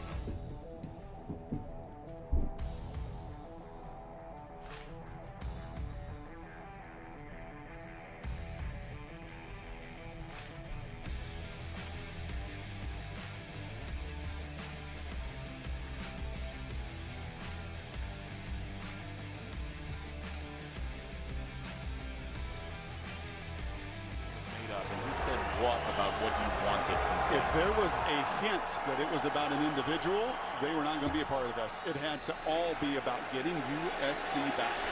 It was a holding penalty against the Trojans, so USC will start from inside the 10 at the 9 with 3:46. All right, so first and 10. Here in the first half. Back offsets to the right. Caleb Williams steps up, now fires, and he's got his man to the 40, pushed out of bounds at the 45. Big play for USC. This is just a tremendous route, okay? We saw it earlier for the chunk play as well. Coach Allen says need a good drive here. They go with a nice little switch concept there, and they lose the slot receiver out on the perimeter down the sidelines. And that was easy for Caleb Williams. Off to a good start on that drive. Empty set, trips to the right, twins left for Williams. Still plenty of time left. Williams just stands in the pocket, has a good clean one, will now check it down. His guy makes a guy miss, and he'll get a gain of maybe 9 or 10. Boy, Caleb Williams just poised in the pocket. You guys have mentioned how USC had to shuffle their offensive line without Andrew Voorhees. Justin Dedich, their guard, is now on the left side, and he took the coach's seat for a bit. Two back set here, twins right. Solo receiver to the left as we have 3 minutes left in the third, or in the second. Of readiness down there for USC. And what they're talking about, Allison, look at these the defensive linemen for Utah. They typically play. Yeah, you're not wrong, Danny Drew. That's what they like to do, but they're mixing not wrong. They're mixing rushers, and you have to communicate. They are starting to take a little bit of time now. Williams in trouble, and he goes down. There was nowhere for him to go. For as poised as he has been all game, the poise might have hurt him there because he could have flushed out and escaped this pocket to the left, but he wanted to hang in there. He should have threw the quick out. Should have thrown the quick out. Would have had the first down. And now that turns into a 3rd and 8. Quads to the right. Closed on the back side, I believe. Quick wide receiver screen. Makes one guy miss. Another miss, and he gets the first down. Utah player thought he was down, but I don't think he was. We're going to see where this spot is going to be. Let's see if that knee hits. Oh, it does. He's down. This will be a quick review. I thought live he was not down, and he sure was. 2 of them in the sudden change in coverage, and that time coming up and corralling the freshman Brown. He is going to be down, and Utah is going to get the ball back again. Wow. Play has been reviewed by replay. Loves it, he says. The runner was down at the 41-yard line. It's 4th down. So that's that point-to-point review that you see sometimes, and that is Man, you go back to that 2nd and 2. I feel like Williams had a quick little out that would have got him the first down, but his eyes were really down the field. He didn't want to take the quick one early, and it led to a sack Jason. Mm-hmm. I know the USC and a guys loss were the ones cutting and leading, but it was Utah that was scuffling. of 6. And Malik Brown don't like it. USC doesn't like it. But Utah is doing what they have done all season long. And Lincoln said it to us. These end of quarters cost us in Salt Lake. Costly now. Sleep Dalton back to punt. He'll punt this one off quick. Boots it away. It's going to be fair caught at about the 18. It is Bailey from inside 140 the left to 20, play so in this 140 half for you. for Utah. That is plenty of time. Plenty of time for Utah to make something interesting here. Trying to see.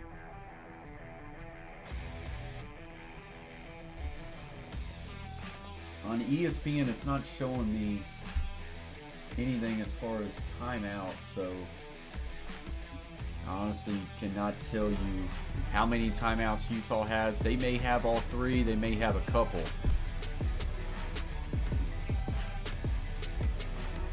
Offhand, I cannot remember Utah taking any timeouts. I knew USC took a couple early in this game.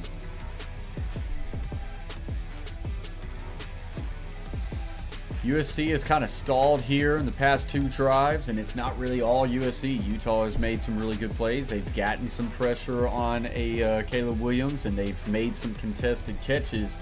And now Utah potentially, this is what's crazy, the way this game was going, Utah potentially now has a chance to make this a tie ball game going into half, and that would be an incredible win for Utah when you really saw how this game was going early.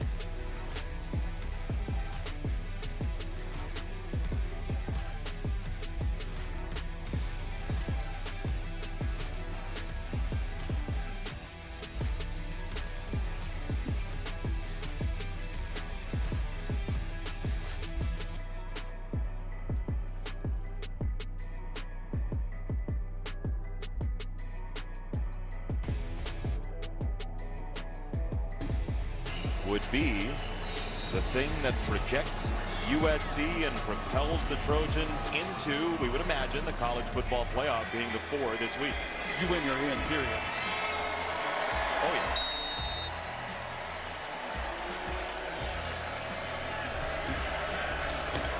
All right, so Utah with a chance to tie this game or chip away at the lead right before the half. Quick hitch route there to the tight end for a gain of about 12. 16 in the first meeting. This one goes for 12. Very similar to a lot of them in that first matchup, just finding the void in the zone. Condensed formation here for Utah. Rising checks it down to his back on a swing, and he dropped it, and he had some green grass in front of him. With ball handling in this game and in the series this year. Wow. And that was going to be out the gate down the sideline. And he could feel it. He could sense it. Nobody is around him, and you could see he peeks. Just peeks for a second because he knows there is another 10, 15, maybe 25 yards of turf in front of him. I think that's going to bring more Mr. Jackson on the field eventually. So a trips bunch tight to the right, single receiver left. Rising's going to take a shot to the left to that single receiver, and it's just out of reach. And it will now bring a 3rd and 10, and don't look now, but if they get a quick stop here, there will still be about a minute left for USC to now work down the field with one timeout. I think just a tad more air. As a QB there, when you've got those one-on-ones, give your guy a little more air. Cam knows it, so he can adjust, and if anything, allow that DB to run through and maybe pass interfere. Utah does have all 3 timeouts. USC with 1.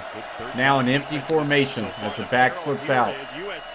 Quick throw underneath to his back. He caught it, and he picks up extra yards, and he gets the first down after a gain of about 15.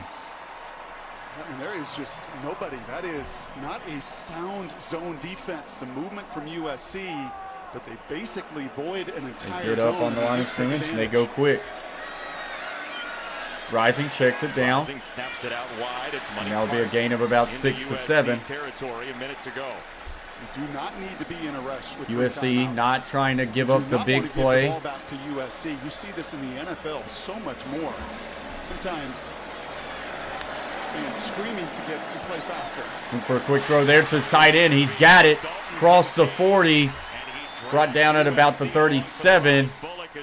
That was Kincaid, and another first down for Utah.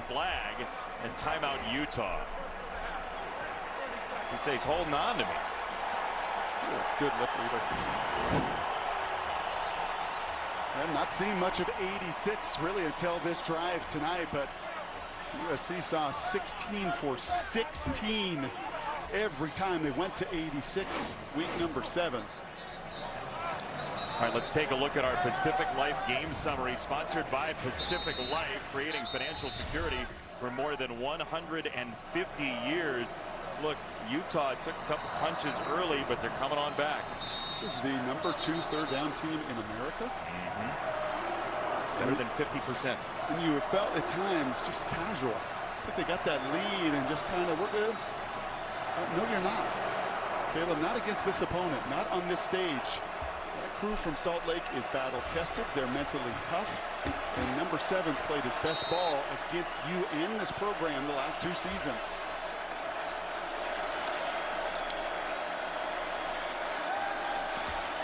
Rising hit as he throws, and that's incomplete. And I think you've got to do more of this if you're Alex Grinch. And he mixes and matches and plays lots of fronts and moves people around. Very sophisticated were the words that Andy Ledwig used to describe Alex Grinch. But with a hobbled Vele, and even a Dalton. 2nd and 10, 39 seconds left to go. A little more man-to-man. You think? I think you have a speed advantage over trying to score late. Guys. I think you've got to trust that speed. Pressure there, played man. I'd like to see a little more of that over the course of the rest of this game. And no Vele on this snap. Kincaid is in the slot at the bottom. 2nd and 10, Rising in trouble, throws, and that's incomplete. He'll bring up a 3rd and 10. USC has brought some pressure the past couple plays. Kind of like in the red zone, we saw this with Kincaid, and look at the 2 Trojans. Okay, we'll What's play up, man Robert? Everywhere else, but we are going to make sure that we've got 2 on you. That's the plan. and then rush 5. And really force the issue, because I believe your team's speed Nope, on not the really. back end with this hobbled Utes group is better. So 3rd and 10. Trips to the right. Single receivers kind of snug to the left. Now the back will leak out to an empty formation. Rising looks for a quick throw to his tight end. He's got it. Breaks the tackle. And that is Kincaid for another gain of about 12 and another first down. This has been the Kincaid drive. And we get another timeout. You've got to know. You can give up that reception in front of you. Man, what a change of events. So you're going to play some man-to-man here. He just runs that out concept to the right. And got to make a tackle there. That was the problem in the first meeting, right? I mean, it was short routes. So this drive stays alive he was over 100 yards for Utah. Was a tight end yards after the catch. Reminder, USC wanted the ball first. They got it. So Utah gets the ball to open up the second half. Coming up at the half, stay tuned. Mike Hill, Brady Quinn, Reggie Bush, Matt Leinart, Urban Meyer in the State Farm halftime show. Some of the stories they'll be covering, maybe a letdown from Michigan. So guys, we will take a break at halftime. Stay with us, as this is going to probably be a great game all the way to the end of it. Utah has fought back into this after stifling USC a couple of times.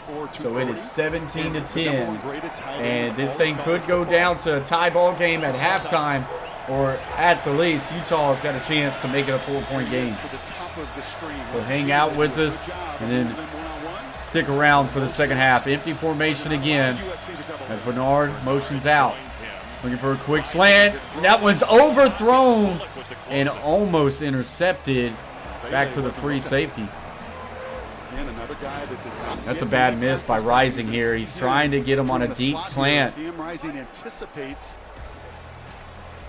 He definitely did not see the ball, but I don't even think it was catchable. His arms. And that was nearly another takeaway for USC. Would have been the 6th pick for Bullock this year. Now Bailey comes off. 24 seconds and 1 timeout in the first half for Utah. One man-to-man. Motion right to left, making it trips left. Dixon in motion. Rising, flushes out that way. Tells his guy to come and block. He tucks it. He's got the first down. And he's out of bounds at about the 11. There is a flag. Possible block on the sideline. This looked like he was out on the perimeter. That's normally a chance for holding or blocking the back. Just wrestled. See what they say. Holding. Offense. Wow. So a big play by Rising. Called back. Replay second down. I mean, I love the 17 seconds left to go. Utah now is down to 1 timeout. But you're going to see him Oh, wow. to the screen. Boy, that hold happened right at the first down marker. That's a pretty obvious one to see. Covington comes up to try to make the tackle. Enos wraps around. Now remember the field goal dilemma here too, and how valuable some yards are going to be for Alex Grinch. And more importantly, on the other side, only 12 attempts. Field goal Trips attempts, right, single receiver left, Not a lot of 2 distance high to safety, 1 linebacker box for USC. Right around the 40-yard range. They were in zone. Hits it right in the middle, wide open. His tight end down to the 5-yard line. They got to get on the ball quick. First and goal, and Utah likely will use that 3rd timeout. Wow, okay, so they're going to use the timeout. And so you're looking at shots to the end zone. You at least have 1 shot, maybe 2, maybe. But you really can't run the ball here because you run the risk of you would run the risk of no timeout. No timeout. Am I in zone? As a zone defender, is that turn to man? What you can't do is allow a big tight end loose. And those numbers against tight ends, much like the 2nd and 3rd quarter, look at Cam Rising's 12. Yeah, you know, Coach Allen says, wanted a blowout. That would have put us in a lot more comfortable situation as far as our bet, that's for sure. This combo in Utah. Zeke at UCLA. But boy, is this, and Lincoln knows it. He's that little shake of his head right there. He knows, man, against this opponent, how vital these end of quarter situations are. by the way, we're just seeing Cam Rising's face on the face of every child right now across Utah fandom. What Utah's done with those tight ends, by the way, you talk about next man up, every college coach says it. Brett Keefe gets hurt, and then Dalton Kincaid becomes an All-American type player. Reminder, guys, we will take a break at halftime. Stay around with us for this great game we have. Pac-12 matchup. We got 51 people in the house, 21 thumbs up. Hit those thumbs up real quick. Get us up close to 50 for halftime. First and goal, 11 seconds, no timeouts for Utah. Looking for the end zone. Takes that shot, and he dropped it.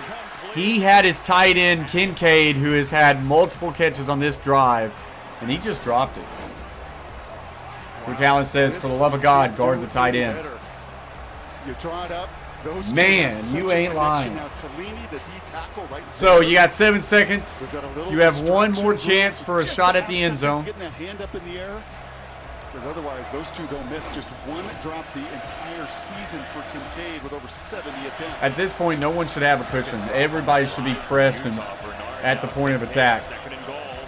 Looking, rising, steps up, fires to the end zone. Touchdown.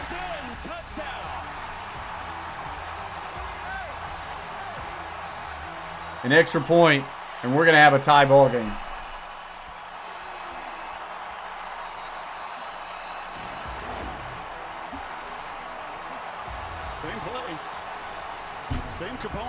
Man, this game feels totally different at the current moment. USC had a chance to go up 24-3. Instead, this one's going to half. 17 all. Who left the team 2 years ago. Kyle Whittingham said, in order to come back, I got to know you're all in. He let him back on the team. I don't know who you are, Robert, but I don't like the They vibe. said they had to have more from him, and Dixon has been big so far tonight. How about the poise of Cam Rising, too? Felix, liking what he's seeing, says, let's freaking go. Watch him in the pocket. Looks left, he comes all the way. Don't count us out, Coach. Howland. Those USC defenders. If you're playing zone at the 4-yard line, you know what you can't do? You can't drop 2 yards deep and allow that receiver to cross your face and Rising to pound his fist with another touchdown. One guy went to the football out of 3 who were around the football. Correct. And it was Dixon. Zone coverage, you've got to get sticky. Utah is doing it defensively. They weathered. Coach Allen fires right back with a go Trojans, Felix. This game, they dominate quarter 2. Reminder, guys, if you are new to the Coach Plays, hit that red button, subscribe, join the team, help support the channel as they squib this one here. They pitch it. Oh, my gosh, it went over the head. Oh, my gosh. And he had to fall on it at the 1.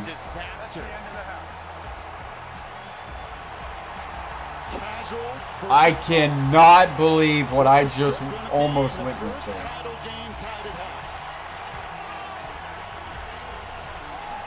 What did you say about stop? Wow. USC 17, Utah 17. There's no telling what's going to happen in the second half. Stick around, guys. I'll see you for the second half.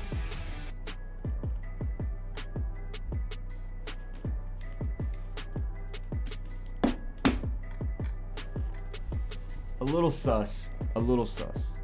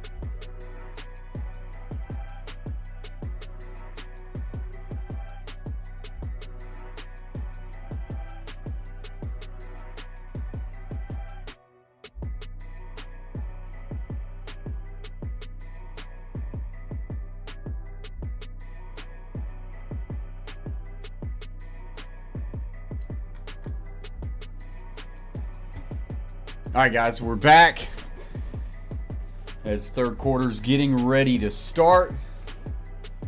Go ahead and pipe in that audio.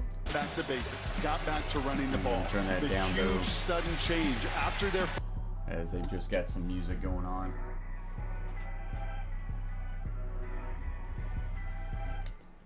What's up, Tyler? What's up, Cooper Caldwell? What's up, Beach Bum? Second quarter. Yeah, Vaki, the safety, was so big on that drive, and that's why the time of possession is even close at this point, because USC had it for the first 11 and a half out of 17 minutes in this game. I'm kind of anxious to hear what Allison heard from both of these coaches. All right, so Because I think gonna from be Kyle, it's gonna be interesting to we see expected. what the We got some halftime guys beat up. adjustments We had to adjust, and boy, were. did they ever. And for Lincoln Riley, I'm gonna stop that audio just for a minute because they are playing a lot of music really loud right now. I don't want to get copyrighted. They took All advantage. right, we'll pop it back in now. 30 minutes to decide. USC wanted the ball first. They got it, and they scored. But Utah scored last, and it's a tie ball game. So Utah with an opportunity What did you hear at halftime? Well, both to coaches take were the noticeably lead composed at for the first time. Because Kyle Whittingham said that things turned around for his team because defensively they were able to get some more pressure on Caleb Williams by staying more disciplined in their pass rush lanes. And to Brock's point, they finally started tackling better. He said we were horrible tackling early, and offensively they started to run effectively. USC, was making one some plays adjustment, when they needed to. like Lincoln Coach Riley Allen was said, not rattled at all guard about the way tight that end. ended. He said that's what Kincaid you for expect. It's a Utah championship game. had a Both teams great are gonna first battle to the half. end. We'll respond. We just have to settle in. I'll tell you his stats right after this. Inside handoff, breaks a tackle, get a gain of about 3 or 4. There is a penalty. Sounds like a face mask. Face mask. Personal foul. Face mask. Defense number 31. Not the way you want to start 15-yard penalty. if you're a Trojan fan. Automatic first down. That is a former rugby player from Samoa, Tellini. That was one of those tackles that just looked odd, and Bernard got the face mask out of it. So 1st and 10 instantly for Utah. Penalties have been a problem this year for USC. Ball's already including in across the first 40 meeting. for the Utes. And that inside run for Bernard, no gain. By Nick Figueroa. Utah trying to take a page out of some of USC's run game with a little counter action, and Figueroa says, I see that all spring and fall, and I'm not buying it. And he comes down for the 1-yard stop. It's a big drive.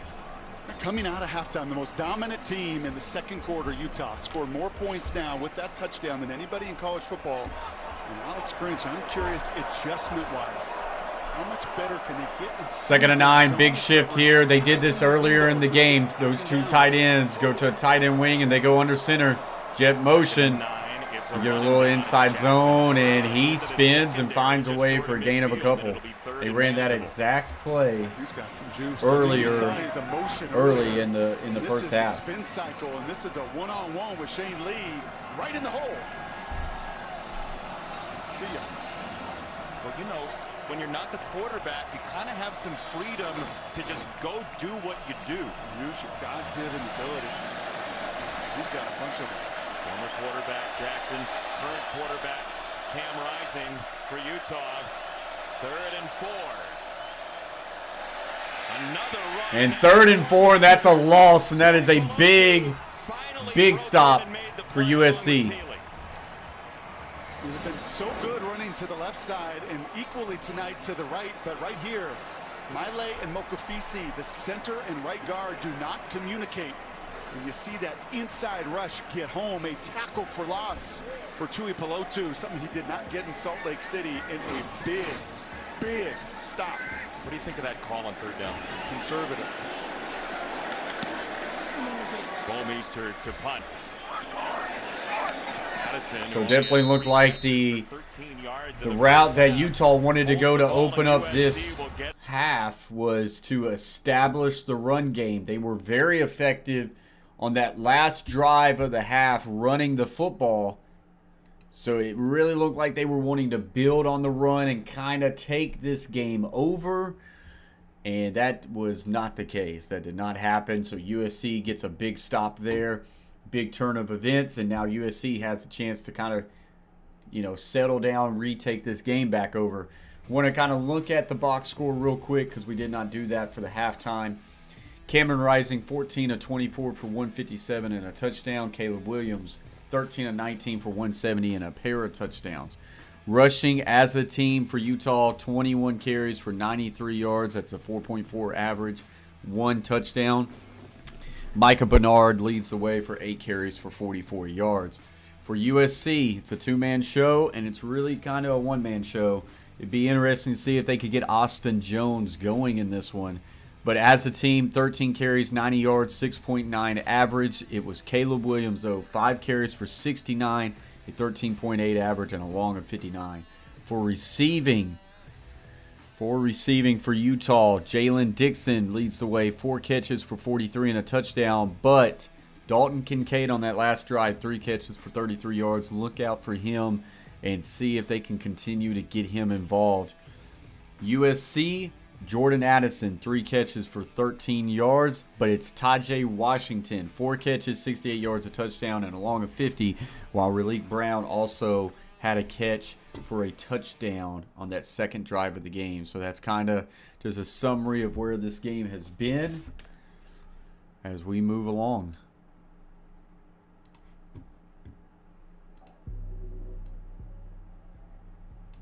So we're just on a commercial break right now. Should be ending anytime soon. As USC Trojans will take over for their first drive in the second half. So USC deciding to take the ball first ultimately does not hurt them because they are able to get that stop there in the second half.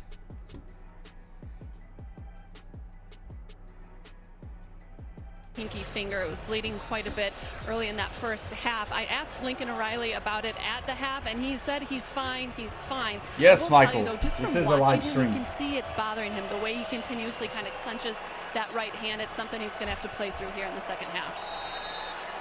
Yeah, that is no small gash. And I will say this, Allison, get him on the move. The more he's been between the tackles. All right, so here we go. USC takes over at their own 15. And let him react again. 2 by 2, back is all set left. Play action. And he's going to take a shot deep on the first play, and that's incomplete.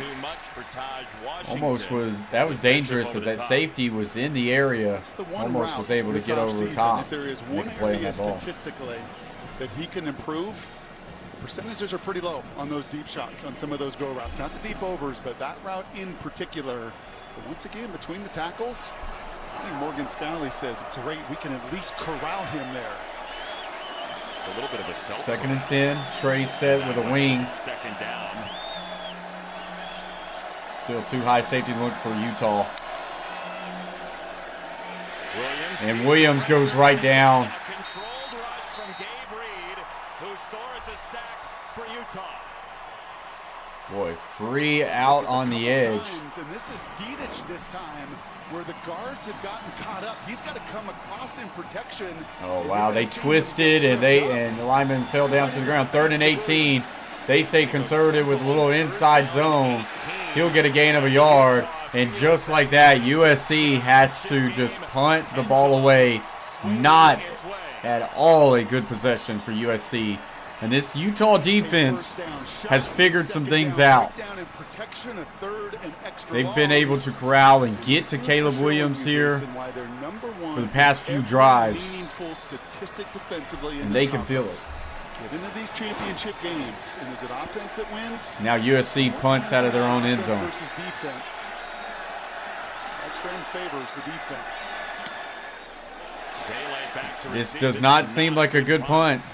And he fair catches it at USC's 48.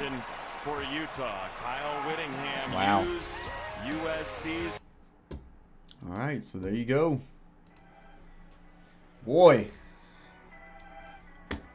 if you're a USC fan, or a bettor out there like me, as I took USC minus 2.5, you don't like the vibe of the game right now. This Utah defense has been able to make some corrections.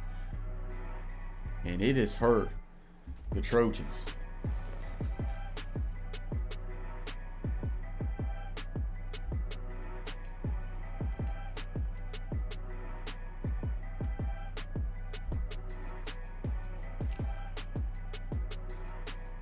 Michael stepped in and Michael stepped out.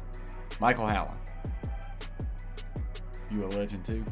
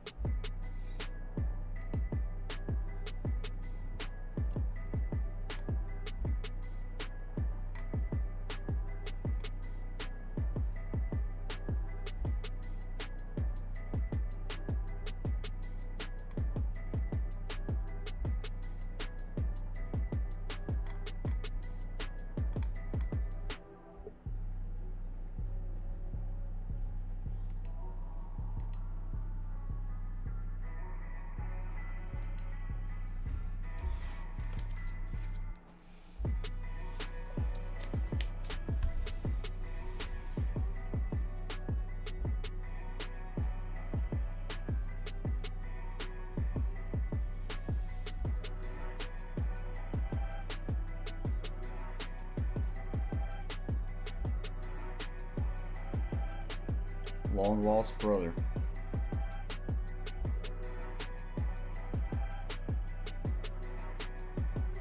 These people want to give me a cash out of 41.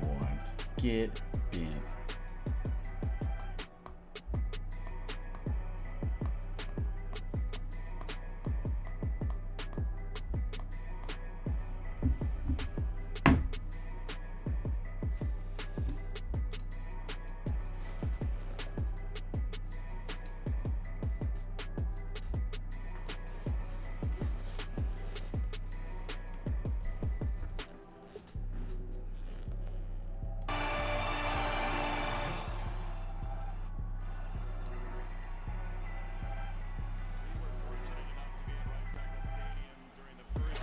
So emotional. Play action boot to the right. Rising is tripped up and sacked. The long arms of Gentry finally tripped him up. Wow. He is 6'6". Trying to just boot to the right, a naked boot to the right, and it almost was able to clear that defender. 7'1" wingspan, like a pterodactyl, and it took every Boy, he bit got of him. it to get to the shoe tops of Cam Rising. Quentin Jackson He's with different the now, sack. and he's learning how to use Now all brings that up length. 2nd and 19. What a big sack. So now Utah behind the numbers. 2nd and That was such a massive play to start this series as they had great field position. That's tipped and almost intercepted. by Blackman. Dropped it as he went up with one hand for it. Boy. Senior, the transfer from It'll now bring Colorado up a does 3rd not go and down 19. Here is good zone coverage. Here's He Onyx had in him the too, backfield. but he I just think kind of he threw it misplays back thinking shoulder it's and gonna get above him. almost gave it He right puts to 2 balls USC. up, and that's pick 20 of the season for SC. As it is, it's a 3rd and 19, and the Trojans in the house are making some noise. About the first time in a minute you feel like USC has some life and some momentum on their sidelines. 3rd and 19, back will now leak out to make it an empty set. Completely here in Vegas. They send 3. Quick throw and caught. Broken tackles 40, 30, 20. Touchdown, Utah. All they got to do is tackle. And they don't. 3rd and 19. Are you kidding me? Man. Kidding me on 3rd and This 19 cannot happen. versus 1, 2, He tried to 3, strip it 4, 5. instead of tackling. He tried to strip that football. The first name's appropriate. To the bank for Utah and Alex Gray. Money said to Parks, us right at the 57-yard beginning of our conversation touchdown. this week, sometimes that first game, our guys were playing a 3rd version of defense where they think Boy, somebody I think else that's gonna make a 21 tackle. unanswered if I'm not Somebody mistaken. was gonna fall. This was a tackle that was right there for the taking from God. McCutcheon and Money Parks. I mean, wow. Oh, man, if I lose this bet, I am on a losing streak. Blake says, how's that Alex Grinch defense treating you? It's not treating me very good right now, Blake. Appreciate you commenting for like the first time in a while. You've been pretty quiet, you know. Pretty quiet. Appreciate you, Blake. It is a long game. It is a long game. Heavy Cod says, go Utes. What's up, Heavy Cod? It is a long game. Would not count them. Actually, Felix, Coach Allen has not been quiet. I think he's probably chatted the most in this chat right now. There are some people right now counting some chickens before the eggs are hatching. It is 10:33 left to play in this game. Coach Allen says, I'm not quiet. I'm crying loudly. Okay? Just leave me alone.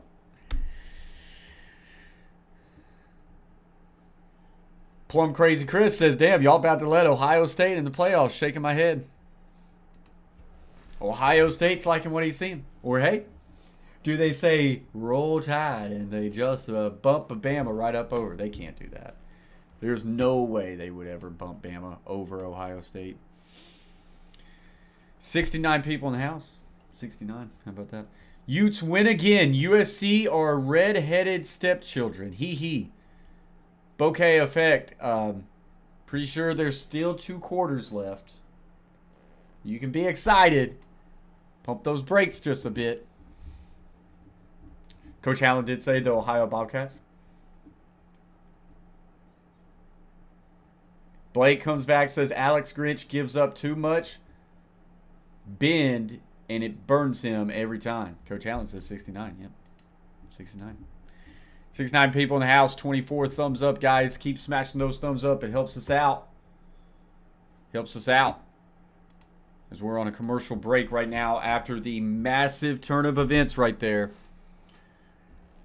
They get a sack on first down. Utah's now put themselves in a 2nd and 19. Tries to throw a go ball that's kind of in between a cover 2 zone.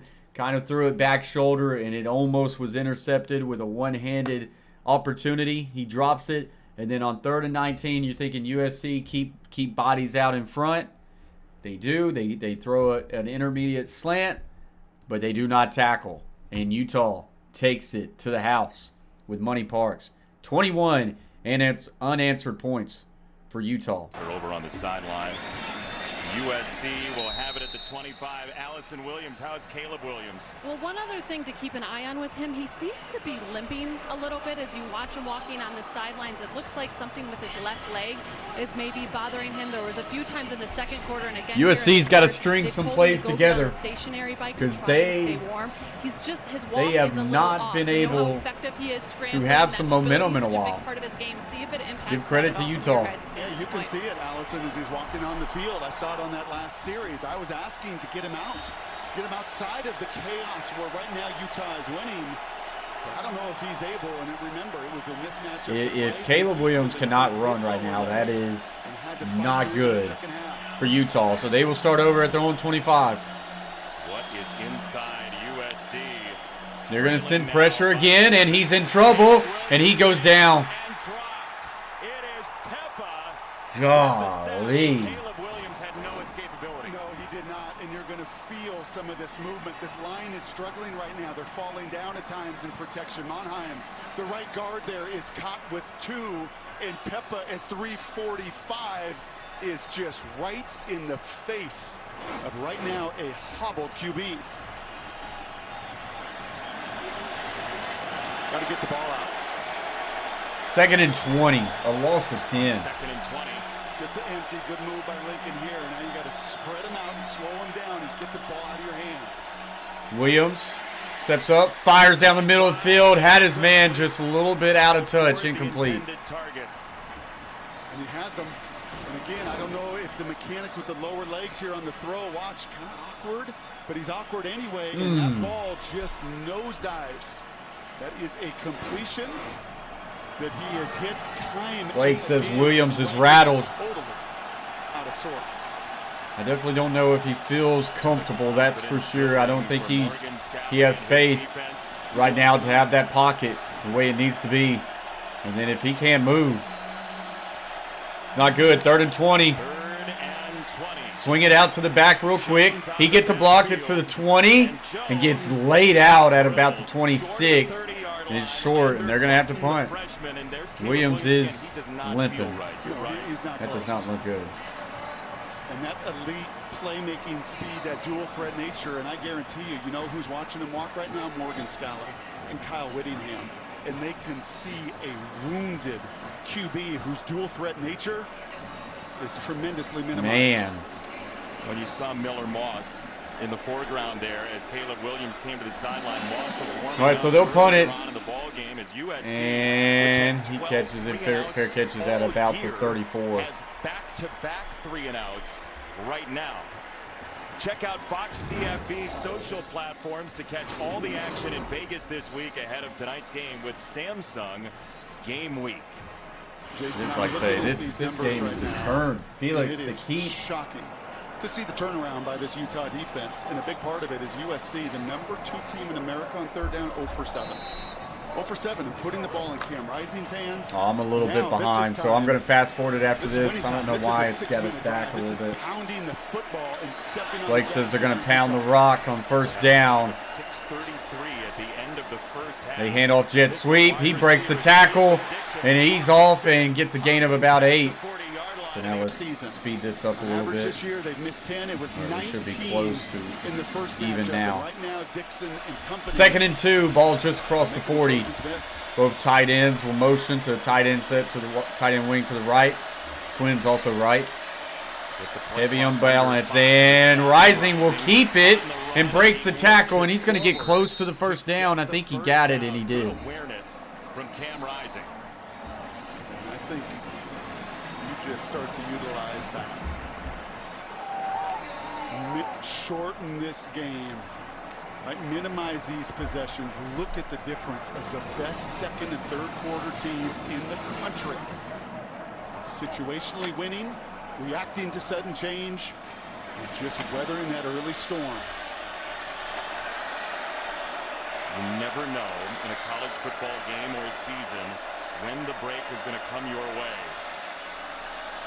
And throws a deep shot and incomplete. Boy, coach got laid out. You can feel it right now. There is a lot of pressure on USC because they are fighting for their lives. They are fighting to win the Pac-12 championship, to fight to get in the college football playoffs. To come back on a throw a little bit late there from Cam Rising. And a terrific job by Covington to break it up. In Columbus, Ohio. Yeah, I was just going to say that. It sure did, Blake. That coach took a shot. Why do I feel the Rust Belt right now? Why do I feel Buckeye Nation? And he's in trouble trying to throw a screen. He does get it to him. And they cover that pretty well. Just a gain of a yard. This is a big 3rd down. I mean, I say that all the time. But Caleb Williams don't look good. I don't even know if Caleb Williams is going to play in this game going forward. Their backup quarterback is warming up. The redshirt freshman from Los Angeles. He's thrown 14 passes this year, 27 in his career. It was 3rd and 18. This game just looks different with Caleb Williams out.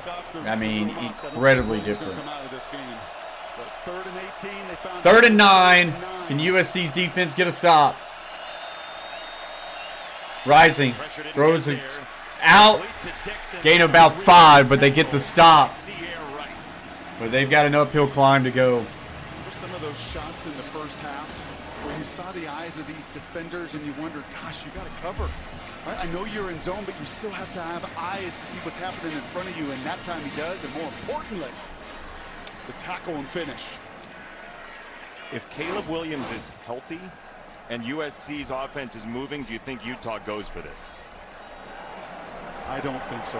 You don't give them momentum or an opportunity to gain momentum. Oh, I kind of thought that was a high snap at one point. A fair catches it at the 5. You got to let that go. That is not smart, man.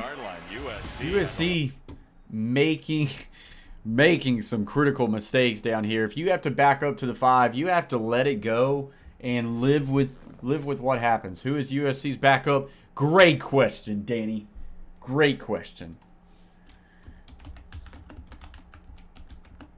It's probably the most searched thing on Google right now. I've got a Luke Doty. Why does that name sound familiar? Luke Doty, maybe? But then right here, I don't know. Who's their backup?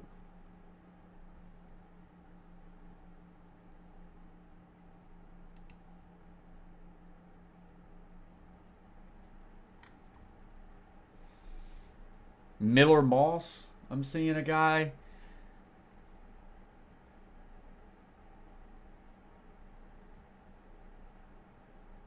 Moss was not only the number 6 player in a talent-rich hotbed of California for the 2021 class, but he was also the number 76 player in the entire nation. Sure, he's not a recruit Williams was, but who is not many, as Williams was not only the number 2 quarterback in class, but he's also the number 102 in 24/7 sports history. Wow, Williams was that big?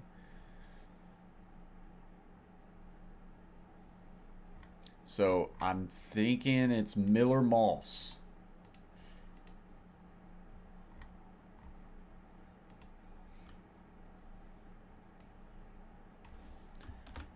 Miller Moss.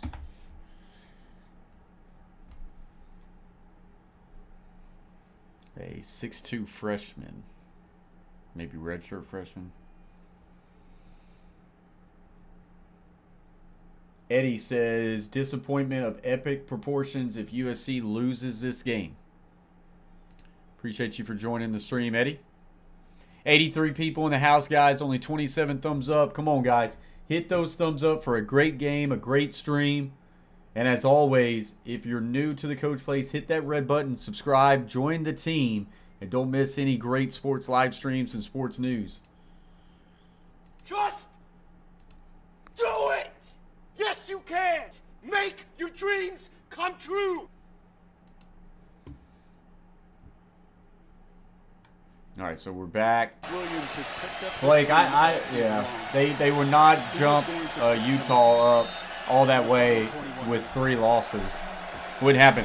Williams is still out there, so he's fighting through it. Let's see what he can do. Do they try to add a little bit of run game involved? They go to the pass. Quick throw. Tipped up, and he caught it. Wow. What an effort by Ford.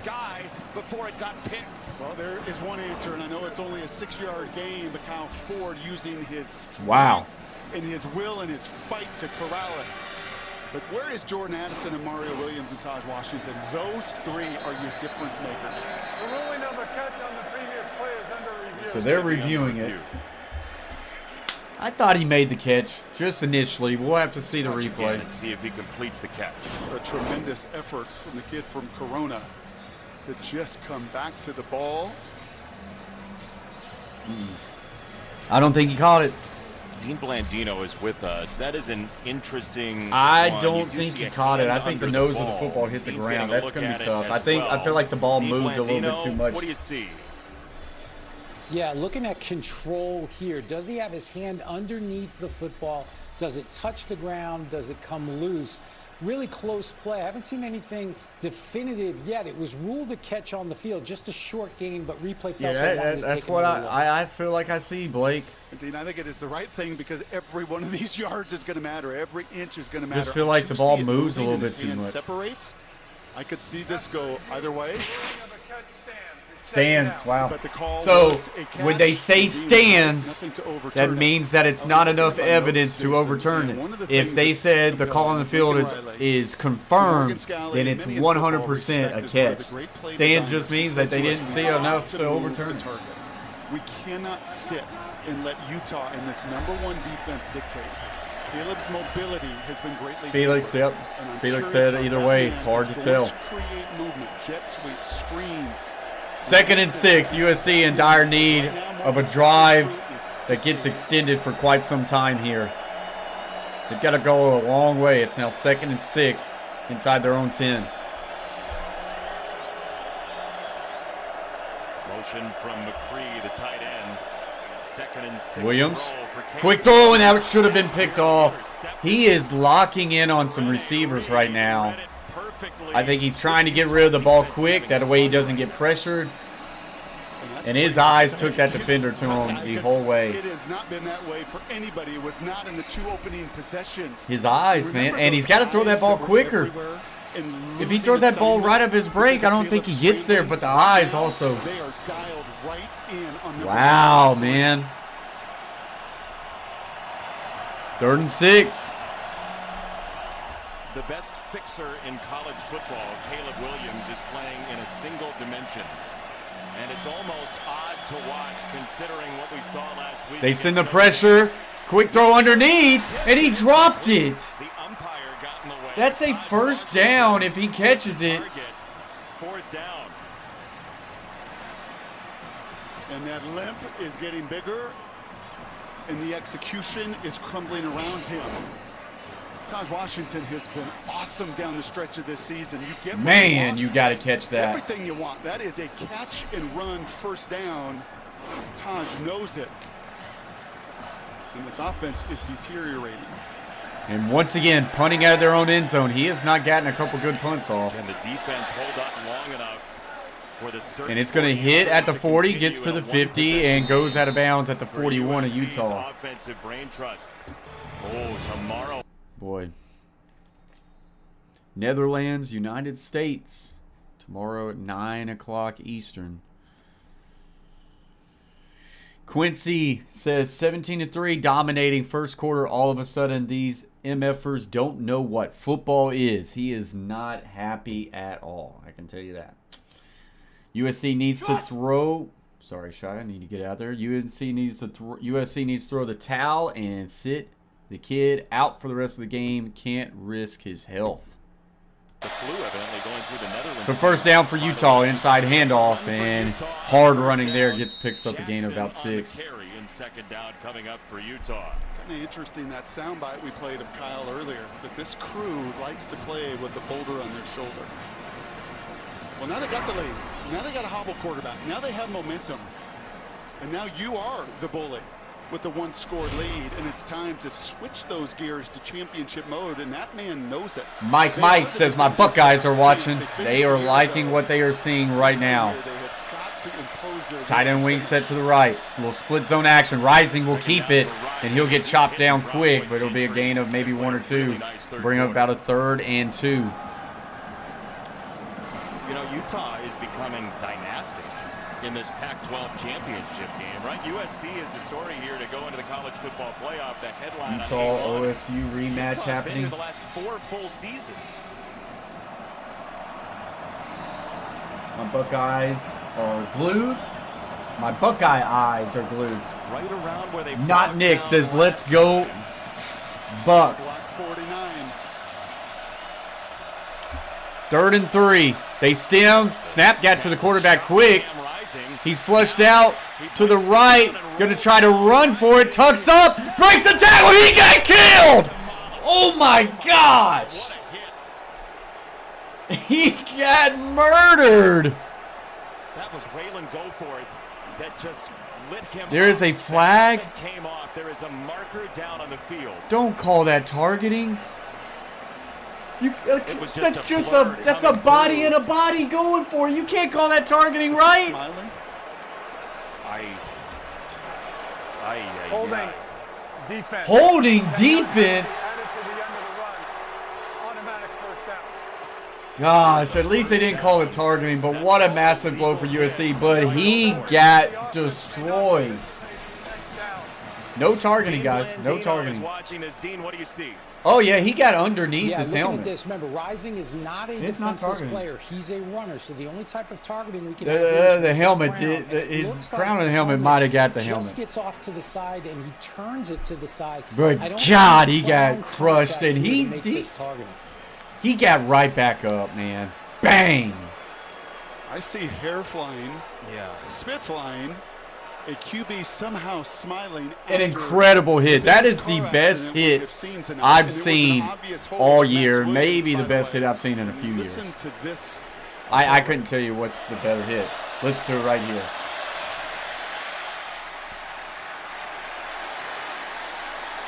Oh, they didn't even have the audio. The thing about this is, when you get hit like that, you know you don't have your wits about you. Man, what a terrible call. So backup quarterback comes in because the helmet came off. Rising is not going to be able to play this down. Targeting review. Here we go. And if it is targeting, he can come right back into the game. Dean gave you an excellent explanation. He is a runner. He is not defenseless. So it has to be the crown of the helmet. Kyle's probably asking, how in the world did his helmet pop off if it wasn't the crown of the helmet to that chin strap? Man, how can you play football as a defensive player? This is a defender trying to not to let him have a first down. I don't think that's the crown of his helmet. He turns his helmet. He doesn't lower it right there. To me, I can see he turns his helmet clear when he makes that contact, and it appears to be more of the side of the helmet. It's a big hit, no question, but I don't see crown here. Let's see. I don't see a crown here. The defensive holding penalties enforced. So no targeting. Yeah, no targeting. It was a gruesome hit. Yep. But it was not targeting by the letter of the law. Remember the word Andy Ludwig used 6 times October 15th about that guy? I remember tough quite a bit. Unflappable. Unflappable. His head pops off, his hair flies, and he don't care. Gather the pieces, put them back together, and go play. We asked Andy Ludwig yesterday about Cam Rising. We said, look, what can't you do with him because of his leg injury? Gooding says, he's holding his hand, so check and see that. I feel like he'll come right back out. In for a play. He was in for Rising when Cam Rising could not play earlier this year. 38 passes. Handoff and breaking tackles. Right now, USC can't tackle. USC cannot tackle right now.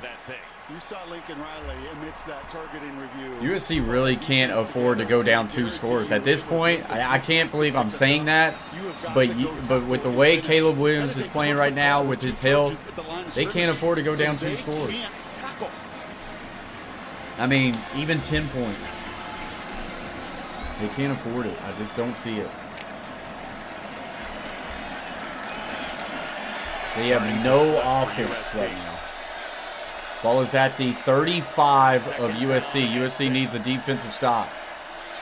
Rising fires, and that one caught. And a big first down. Yeah, look at this window. Call this a little hit him on a an angle route for the running back. He bobbled it, and that was momentarily a ball that could have went either way. Has to have that takeaway. Boy. And that ball is loose. Shaw nearly gets it, but instead Bernard saves it. Yeah, that plus 22 coming into the game. You look and you say, that's a ball they get normal. Didn't happen.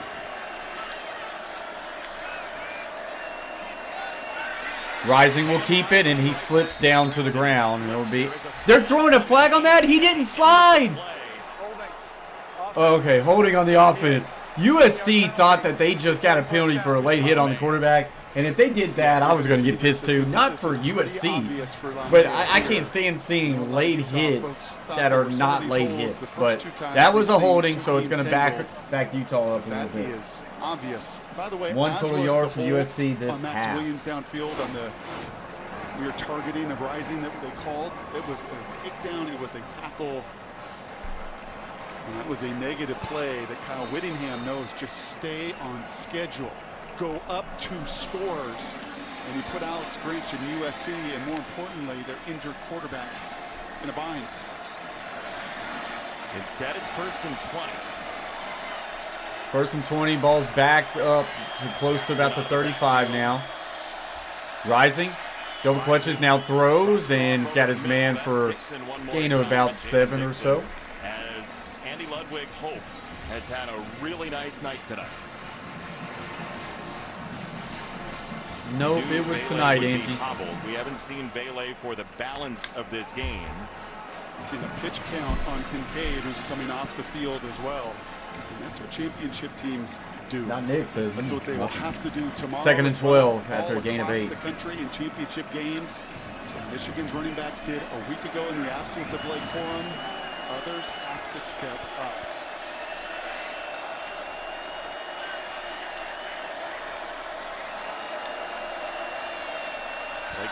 An inside handoff, and he'll get a gain of about 4, and it's going to bring up about 3rd and 9. In Utah, starting to play keep away, driving, and it's a 3rd down coming up.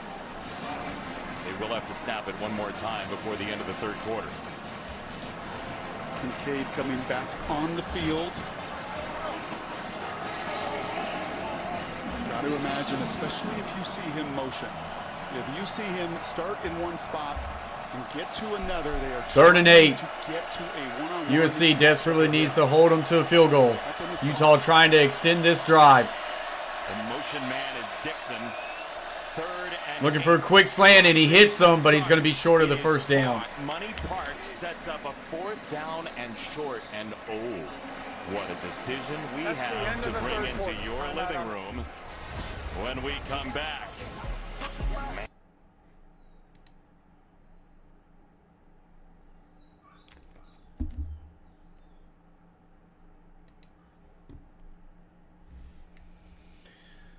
So that takes us to a commercial break as it's the end of the 3rd quarter. Utah going to have a chance to kick a field goal and extend this lead up to 10 and make it a 2-score game.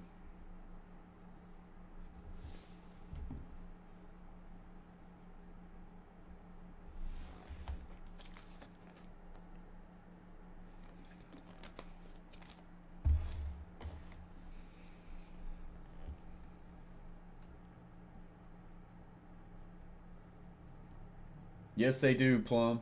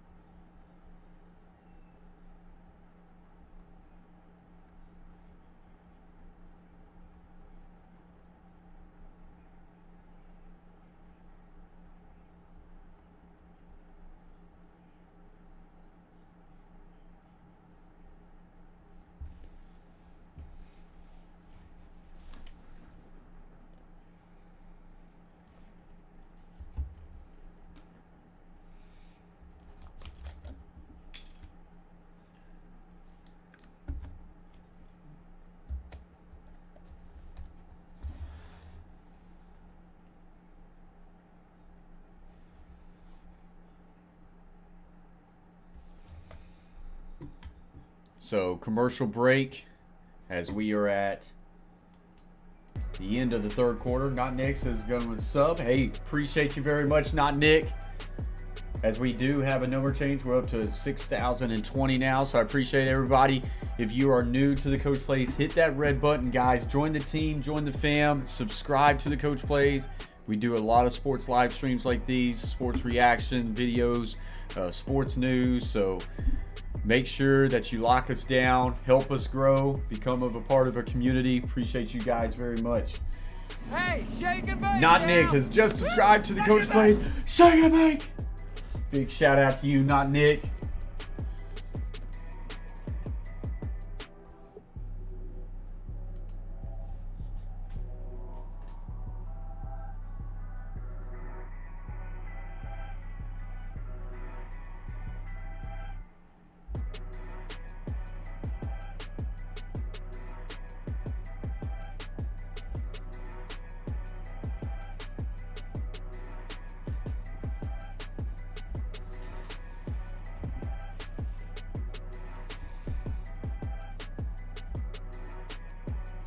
Blake says he bets they go for it, so that's questionable. I mean, they could. Thomas Sachs has just subscribed to the Coach Plays. Shut up, mate. Big shout out to you, Thomas. Dewey has just subscribed to the Coach Plays Shake and Bake. Appreciate you guys very much. You like that? You like that? You like that? I like that. Utah, 4th and 2. The Utes are going to kick the field goal here. So they are kicking a field goal.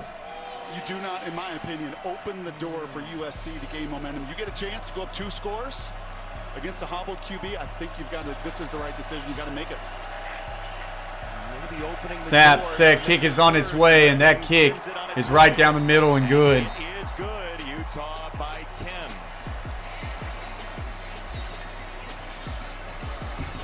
I will say this. Kyle Whittingham did go for. All right, so Utah is able to extend this lead, get it up to double digits, and they now have a 10-point lead, which just seems like way too much for a USC offense right now that just can't move without their quarterback being able to move.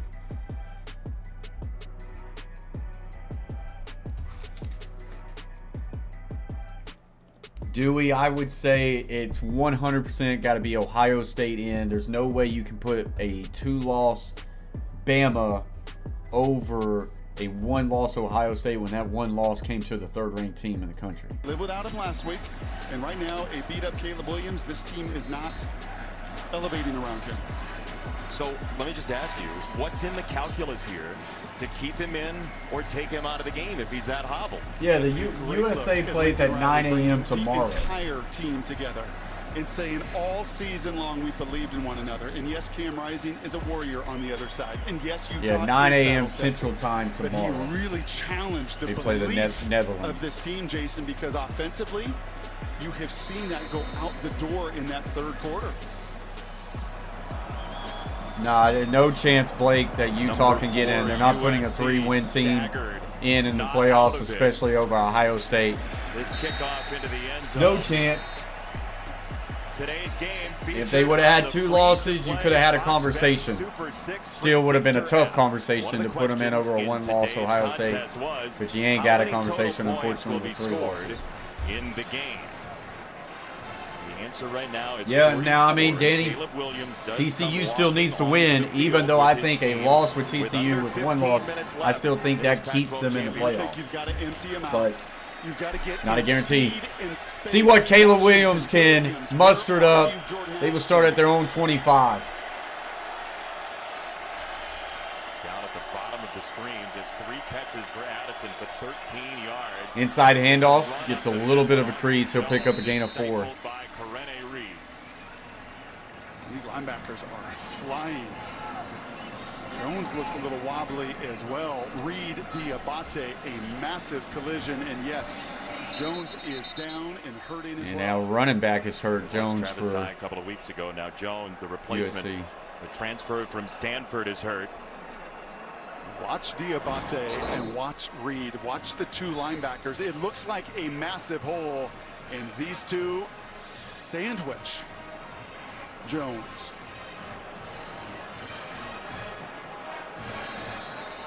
Utah's violent.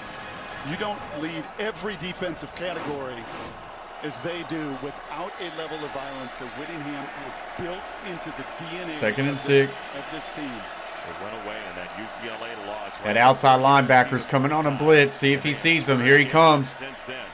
Hits the quick hitch real quick, but incomplete. Missed him. Just out of phase, man. It is so hard for them to even get a first down. He's trying to instill some belief, some of that athletic arrogance that we talked about through the first 15 minutes. But you got to deliver. USC, over 50% for the year on 3rd down, hasn't converted tonight. 3rd and 6, Utah sends 4. Williams. He steps up, he goes to run, he's got the first down, and he will slide all the way to the 45. You can tell he did not run very hard, but he ran at least, and he picks up the first down. That was much needed. That was a must. The first 3rd down conversion of the game and what he has done all season long. And you're right, put at least that seed of thought. Williams Here comes the pressure. throws, and his guy will catch it on the shallow crosser for a gain of about 3. Secures it to safety for a couple yards. Now Caleb got hit again. Caleb Williams did. Connor O'Toole. And once again, everybody is sliding to the left here. Follow's got 2 to block. And Caleb is taking a beating. 2-back set for USC. 2nd and 7. Play action, has to step up. In trouble, now fires, found his man close to the 40, and that's a first down. It was a high throw, and he went up and got it. That was Brendan Rice for a gain of 12. Right? I mean, it is just Williams starting to show a little bit of signs that he can move a little bit in and out of that pocket. He is still in a lot of pain, but he's being able to maneuver a little bit. I still feel like Utah is going to have to send some pressure here. He's trying to enjoy this as he guts through a tough fourth quarter. Quick wide receiver screen outside, and he kind of trips up and gets a gain of about 2 or 3. I like that call. He's got to get out. Jerry Rice's son, Brendan, with 2 catches now on this drive. Brendan Rice, I did not know that was Jerry Rice's son. That's crazy. You just love championship games. They're just different. They're like the 9th inning of a baseball game. Everybody knows that the tension is real. Teams are built for this stage and built for this moment. Which one's built for the last of the rounds? 2nd and 8. It feels like the trophy is hanging over the competitors. That's the emotion in this building right now. In trouble, makes a guy miss, now throws, found his man to the 20, down to the 13, first down. USC, Brendan Rice again for a gain of 28. Williams able to just move, escape that sack, and then hang in there, and he took another huge hit. Not a huge hit, but he definitely took a hit. Now 1st and 10, ball is at the 12. Inside handoff, and Jones, nothing there. Down for no gain. Peppa with the tackle. 2nd down coming up. Every single yard is hard earned. I mean, that first quarter, was that the same game? I agree, Danny, 100% with that comment. Flying. Utah had no answer. 2nd and 10. Every single play is a grind, meat grinder. Watch that overhang at the top of the screen. I think Diabate is going to bounce out as he comes blitzing. They've got 2 down linemen, but showing a lot. They send him. Quick throw. Got his seam. Touchdown. USC. They decided to load the box and send him. And Caleb Williams just gets the ball out quick. And that's a lot of open grass for a defender to make a tackle. And it's an easy touchdown. And that is a big-time answering drive. And now can this USC defense find a way to get off the field? It's going to be a big-time answering drive by Utah coming up. The Heisman Trophy winner, Williams, Rice, big time on that possession. That's a true statement, not Nick. Caleb Williams transferring from Oklahoma. Snap, set, kick is on its way, and that kick is good. 27-24 is the new score as USC's able to pull this back within 3. Caleb Williams able to just kind of fight through it right now. That is what this game is right now. It is a fight. So as we go to the commercial break, let's look at the box score on how this game is shaped up so far. Cameron Rising, 20 of 32 for 243, 2 touchdowns, 0 picks.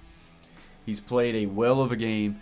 Caleb Williams, 20 for 31, 244, 3 touchdowns, 0 picks. I mean, Caleb Williams has played a great game. He has 8 carries, 65 yards, and he's dealing with some sort of leg injury, whether it's a knee or I think it's a knee, but we don't know. But he's fighting. Utah rushing. Jackson has 10 carries for 37. Micah Bernard, 8 carries for 44. Cameron Rising, 8 carries for 18 yards. As a team, 29 carries for 111. As a team for USC, 19 carries for 92. Receiving, Jalen Dixon for Utah, 6 catches, 55 yards, while Money Parks is still the guy, 4 catches for 88 yards and a touchdown. For USC, Williams has done a good job of just kind of getting it around to a lot of people. Jordan Addison, 3 catches. Mario Williams, 3 catches. Tajay Washington, 4 catches. Raleek Brown with 2. Kyle Ford with 2. And then there in that drive, Brendan Rice, 3 catches, 42 yards. That's where we are right now, as this game is getting intense. 10:52 in the fourth. USC able to put a drive together and answer and pull into this lead a little bit. 100 people in the house, guys. Only 37 thumbs up. Smash those thumbs up and subscribe if you are new. Join the team. Join the fam. I don't know how to put this, but I'm kind of a big deal. Appreciate you, Ron.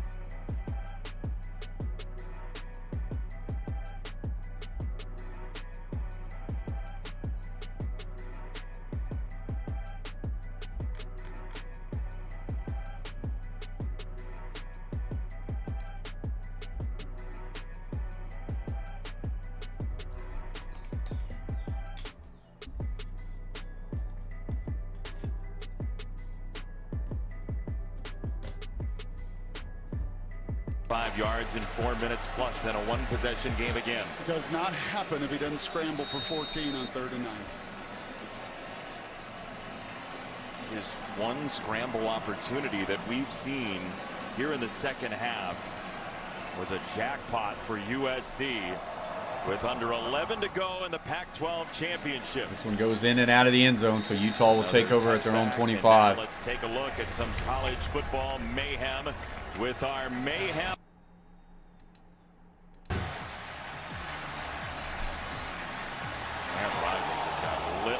Raylan go for it. And just watch him get up. I mean, it's almost as he sacrifices his body. He's done it for 3 years. He's emblematic of everything that is about toughness in this program. So 1st and 10, tight end's going to shift over to the right in a 2 tight end set. And that's going to be a false start to open up for Utah. False start. Offense, number 52. 5-yard penalty. Still first down. Well, we know Cam Rising was hurt in that first USC game. I still think Michigan gets in, Blake, if Purdue somehow finds a way to win, but I don't know. That would be a massive wrinkle. Because that would be a really bad loss to Purdue. A really bad loss. 1st and 15, 2 tight end set. No, 1 tight end set. Little wide zone action to the left. Good cutback, and he's got a lot of room. And that's a gain of about 20. A bid by Bullock and Blackman for the ball. It's a gain of 20. And guess who? Keaton Bills, that left guard. They went with a wide zone, and he gets the cutback. They really seal that thing off. A good block on Shaw, the safety, and the ball security right at the end of it. Critical. Kai Bernard, who started at corner in the Rose Bowl. Ball is at their own 40. With a Rose Bowl berth on the line here. Booting out to the left. Rising takes a shot down the field. He's got his tight end. Breaks the tackle all the way down to the 20. To the 10. Breaks another tackle. Touchdown. Wow, man. 60 yards. The last thing USC had to have. Wow. They just scored in 2 plays. Play action off of it. And Yasmin, not Kincaid, is down the field. But much like his buddy did in the first matchup, a man possessed would not be stopped. And the 5th touchdown of the season, the biggest for the senior Yasmin. And Utah live and well right now.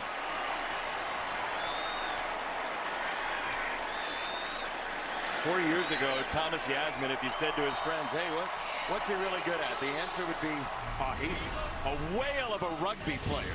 He hadn't played any organized football before then. You know? Wow. That tight end used to play rugby, and he looked like it there.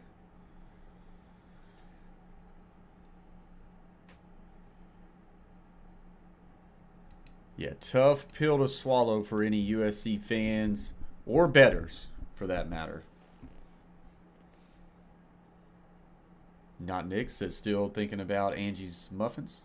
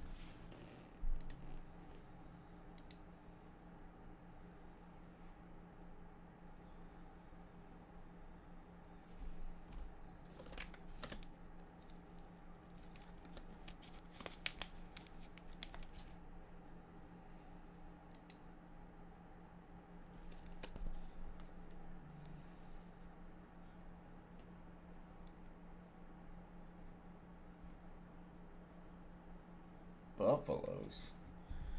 So one report now has it Jackson State's Deion Sanders reportedly preparing to accept Buffalo's coaching offer. That's a little surprising there.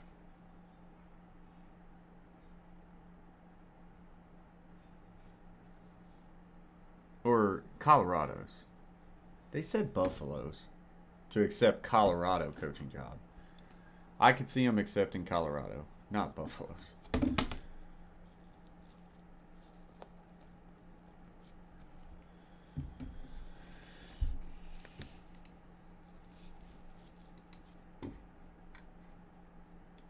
Kalen Bullock on his way to the end zone.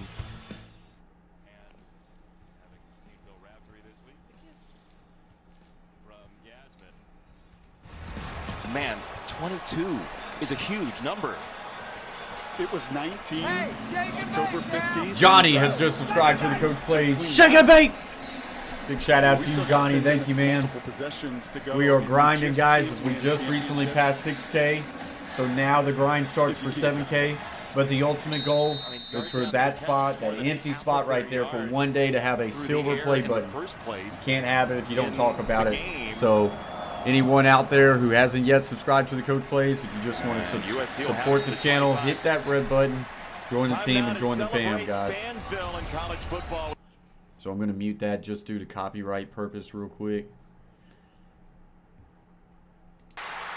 Utah is enjoying tremendously right now. They were wearing black in the last meeting for that total blackout, and that is not scarlet, certainly. It is red for Utah.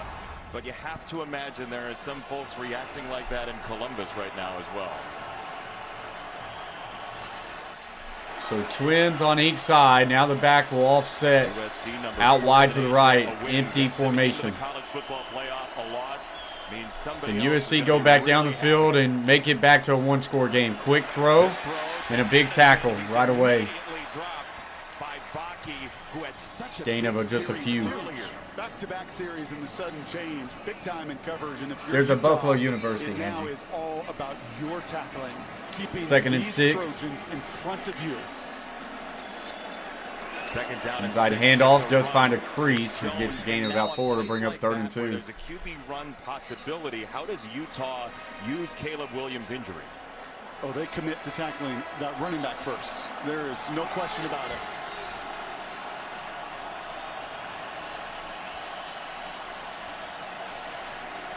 USC is the best team in the country on 3rd and 3 or shorter. but not tonight.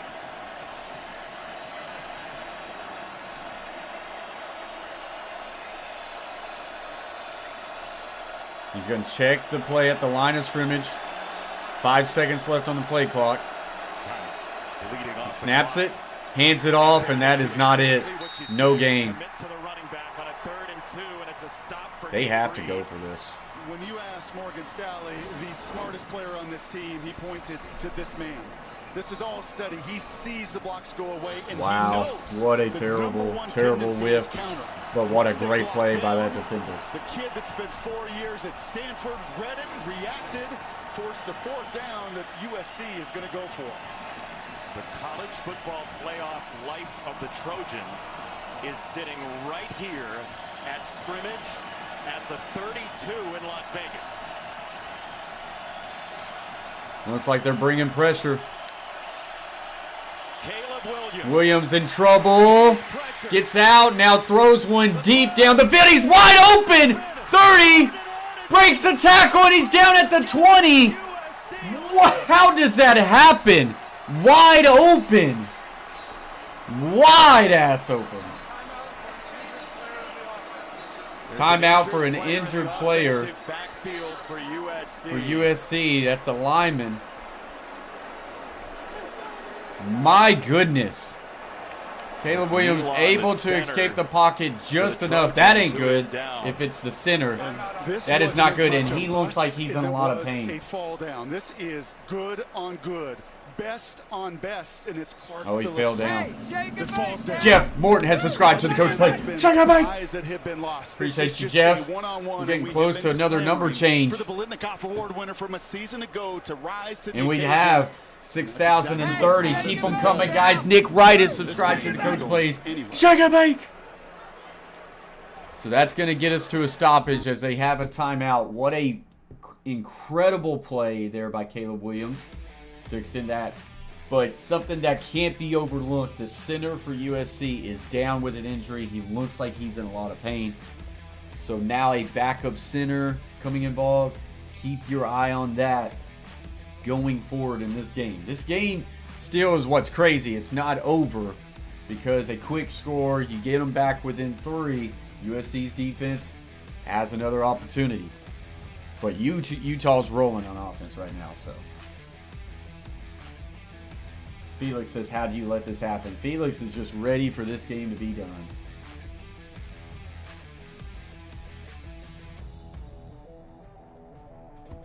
A lot of great chat going on in the chat about the college football playoffs. You got to love it. And in a couple years, it's going to be advanced to 12-team playoff.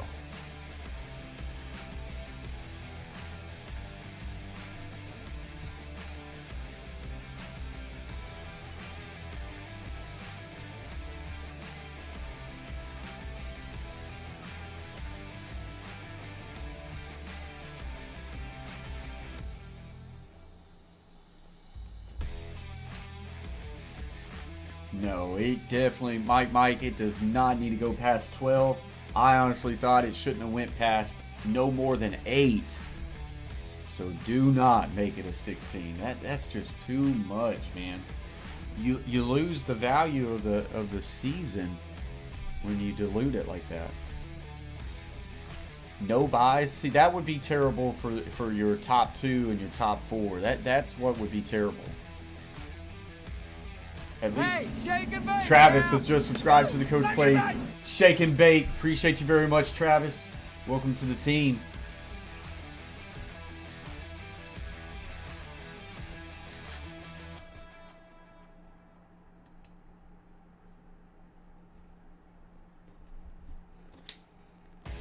There are 2 waters on this stream.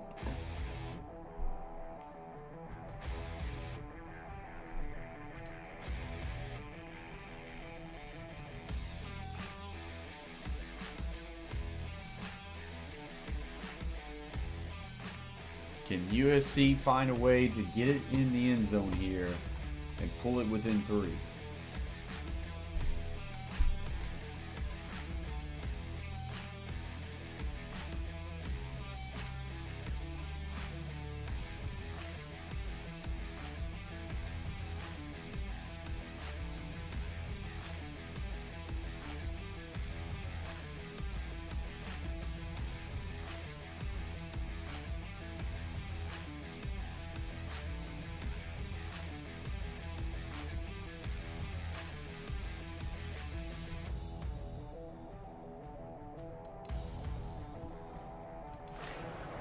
USC's 3-year starter at center, Brett Nealon, is down and injured, and they brought the cart out onto the field. You don't want to speculate, but this is a bad injury. And you see they don't even have Trojan him on the colors, cart Travis yet. Dye over there, who Now was injured just a couple of weeks ago, and he's That's out a there tough to loss support for his him. teammate. A senior center.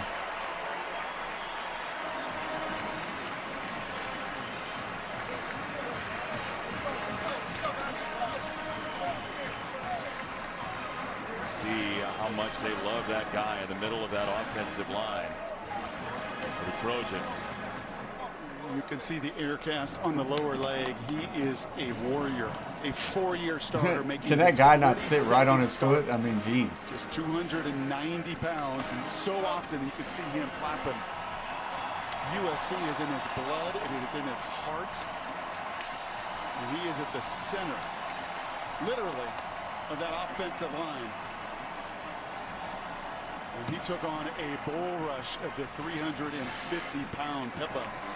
And it was that initial contact. We've seen Utah do this a bunch tonight, Jason. They have been moving. I got a bad feeling about his foot or his ankle, Danny, but what a dude, man. I don't even know if I want to see this. I don't know if I want to see. Oh, so it didn't bend it up. Something looked like it just kind of gave out. All right, so 1st and 10. USC deep into Utah territory with a backup center at the 20-yard line. 8 minutes left to go in this game. Check and play. You don't want to go entirely way too slow. I'll say that. Because Utah can slow this game down quick, fast, and in a hurry. They'll send 6. Hands it off, and there's nothing there. A loss of 3. You can't do that. Unfortunately, you can't. This game has turned into you got to pass the ball. Wanted to put a body on a body in every single gap, not just against Caleb Williams, but against this run game. Yeah, it was pretty cool, Danny. Excellent job by O'Toole, the converted receiver. He's just finding his footing, man. You just feel that individually, collectively. Find a way to get a stop in the final 7. Trips to the short side, including Addison. Williams throws. Quick throw, and it's picked off. Man. That safety came flying down, and he took it. The 4th interception thrown all year by Caleb Williams. They baited that one. This has been an effective play this season, and for so many teams, formation into the short side, the boundary. You're trying to go vertical, but Hubert is staring it down the entire way. The second leading tackler, the 5th-year senior. And at that moment, when that ball leaves Caleb Williams, Felix says, I GG. guarantee you, number 11's like, you have got to be kidding me. Do we think he lost the Heisman, though, Blake? I mean, who wins it? I mean, I feel like it's Blake. I mean, I'm not Blake. I still feel like it's Caleb on the year. Because I don't think it's C.J. Stroud. Now Utah will try to sap some time off the clock. Makai Bernard still win 11-2. Stetson Bennett, no shot. Again about Morgan Scalley, and you can see number 11 Hubert. Look at it. This is easy. He is playing half coverage into a short boundary, and he can't believe. I mean, Williams has not made that decision all season long. As you said, just 3 interceptions. Not down in the red zone. Not to the senior that's staring it down. The exuberance off the charts. R.J. Hubert was a high jumper and a wide receiver in high school. Utah play action. Rising. Throws it to the tight end. He'll get a gain of about 6 or 7. Has been really on a pitch count tonight, but when they've needed him, he's had a couple of big catches, 3rd and short. Jason, these guys. Yeah, Angie, we're either going to stream the Sunday night football game or the Monday night football game. Haven't decided yet. You knew the yet. intensity be off the charts. You knew the physicality because of this team and this style would be through the roof here in Vegas. Bodies have been beat up. Guys have left this game. Young men are hobbling all over the field. But they are gutting it out, trying to win that championship. Man, to think of how USC started this game. That's what is going to make it even worse.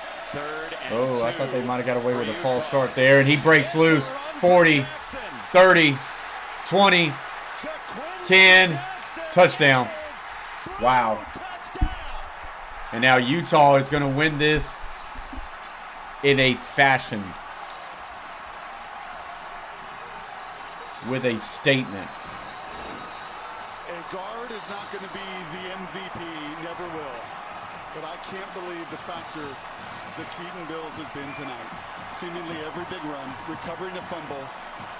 Blake, I'm telling you right now, no chance Utah gets in. 0% chance. 0% chance. He came on the scene against the Buffaloes. Ohio State would get in. Alabama would get in. Tennessee would get in. A one-loss TCU team would stay in. Yeah, unfortunately, it's just not happening. If they had 2 losses, you would have a chance. They have 3. It's over. They haven't even put a 2-loss team in the playoffs yet. Mike, you're correct. The Buckeyes are in. Swinging open across America in the college and the Buckeyes are sitting there like thinking they're ready for an opportunity to play Michigan again. USC is going to take this unsportsmanlike penalty on the extra point and try because they value what you do all year long, not just at the end. One of 10 kids, an absolute grinder, comes to work every single day. Unapologetic with the physical nature that this program demands, and he and his buddy next to him, Daniels, have done a whale of a job tonight. Reading for the extra point. From long range, and this one sails. So USC, smart decision, take the penalty on the try. Jackson says, my fault, I'm sorry. So technically it's a 16-point game. Also his grip that has put. So technically, right, a 16-point game, so it stays a 2-possession game, but we know it's done. Black City Power comes in and says, roll tide. He's saying it. He is saying it. Clint C says 2024 we will have a 12-team playoffs. How y'all feel about it? Comment in the chat. I feel like 12 teams is a little bit too much, but I'm fine with it. It is what it is. I wanted 6 or 8. Fine with 12. Don't put it any further than 12. That's for sure. Joey says Bama going nowhere.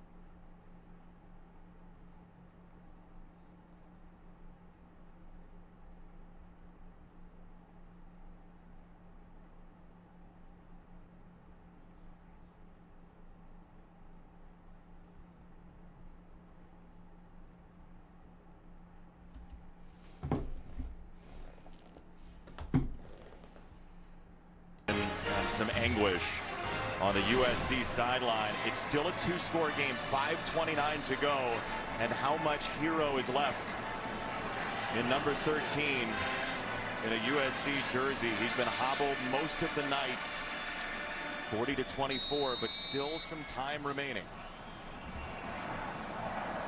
Joey is letting Lincoln Riley have it right now. Malik Brown decides to make a move from the goal line.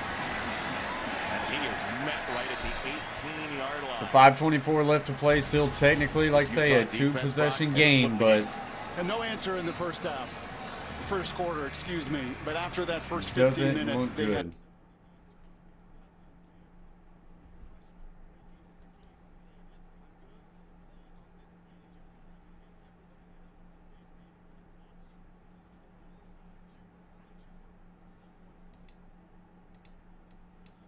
been suffocating a beat-up and hobbled Caleb Williams.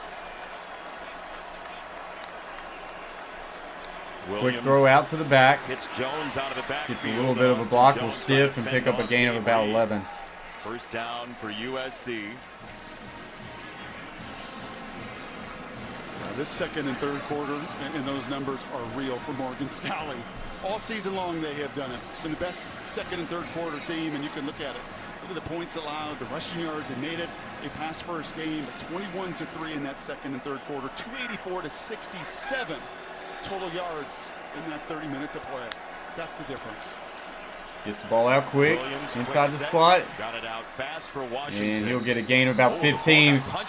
The ball got punched out, but they blew the whistle. Was blown. Wow. And the ball His will forward be momentum dead. was stopped Downstairs, completely, Allison. but boy, he I think punched you the guys are crap out seeing of and that. feeling a lot of what I'm seeing and feeling here on the sideline for USC. There's some tension for sure. Guys are so banged up. Every time I turn around, there's a skill guy getting an ankle tape, an offensive lineman getting his fingers taped, but it's Caleb Williams trying to keep things positive, telling his guys to keep fighting. Remember, every day before every practicing game, he writes, be the best, and the play isn't over till it's over, reminding them this game was over. And Williams goes down. Closer, though. Connor They got to hurry up. He gets right back up and tells his team he's got to go. And I know Caleb can't move, but this 9-yard sack is teaching tape for what they've employed all week long. Play with your hair on fire. But when you get next to number 13, you got to calm down, get in his face, and take him to the ground. Precious time slipping away for USC.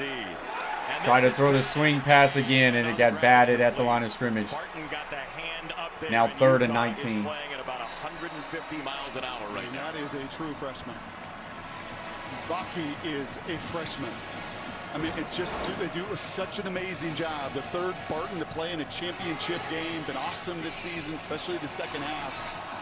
And that true freshman, like his brothers ahead of him, great awareness. Cody and Jackson, Lander's brothers. He had 3 pick sixes in high school. Lander did, and nearly had one there. It's 3rd and 19. Williams to Quick throw They're to the trying slot. to get some of the yardage. Again, Hubert comes. That'll bring up like racing in to a get on 4th and Washington. 9, I Feels like believe. the game right here. He just said it feels Well, like the there's 3 game. timeouts. Of I know course, it anything is can the happen, game. and that guy's got a warrior spirit, Caleb Williams. But for Lincoln Riley, you don't get this conversion. Odds of winning nearly 0.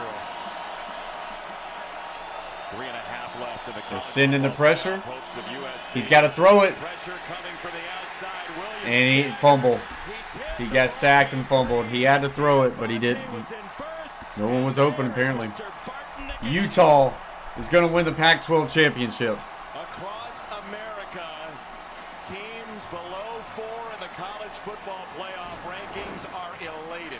And just like they did in the first matchup to close out the game, Morgan Scalley says, "Here I come." I would I am not gonna guarantee sit that back. statement I'm just gonna yet. step my on man. the accelerator, and it's a little It's going to be interesting to see. I do think maybe there's a chance now again for the CJ Stroud, but I still think it's Caleb 3 Williams. quarters as the hugs will grow and grow, and not just here and not just Salt Lake, but in Columbus and Tuscaloosa too. They have imposed their will physically. Jackson on the run. Man, he just put the head down and lit up McCutcheon.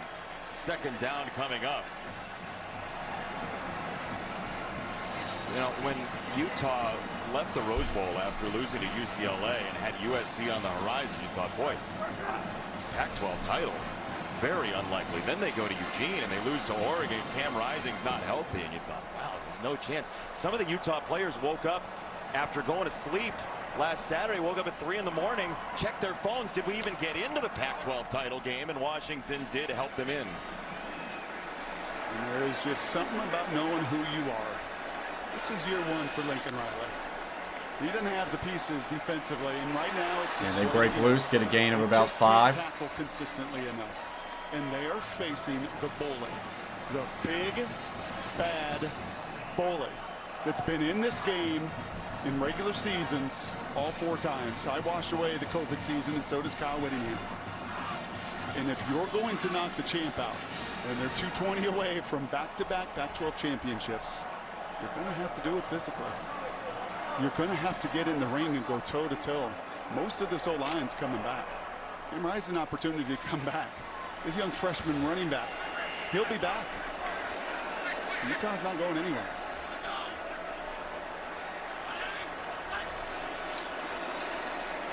Bernard on the run. And Utah breaking tackles all the way to the end zone. My goodness. All second half.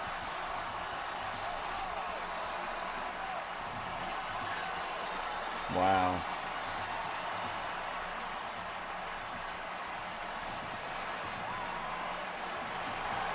Wow. Blake, they will not get in. I'm telling you, Blake, it can't happen. I'm sorry.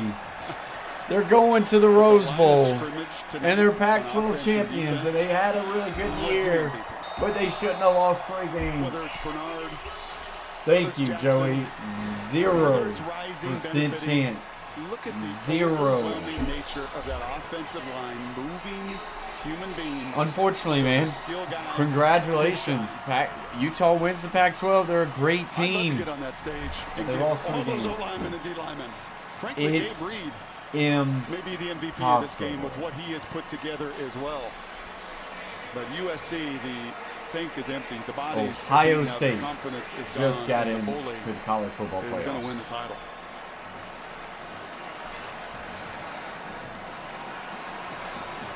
OSU, then Bama, When we and last then saw Tennessee USC would also give leave a them field with over Utah, Utah. both sides had tears flowing because of such an emotional night in Salt Lake City.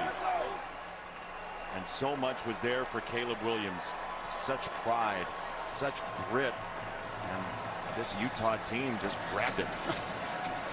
Well, Whittingham looked at those numbers as we did when we sat down with him yesterday and couldn't believe 4 giveaways in 12 games. Amazing. Not tonight. Yeah, Joey, I still feel like if TCU lost, that they could get in. They would only have 1 loss. They're undefeated at the moment. I mean, I would not guarantee that because, I mean, easily if they lose, maybe they slide a Bama in there. But, man, I feel like if TCU lost, they still would be in at this point.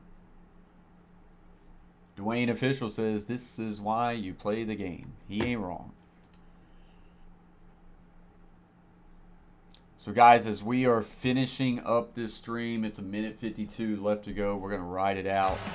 Smash those thumbs up if you have it.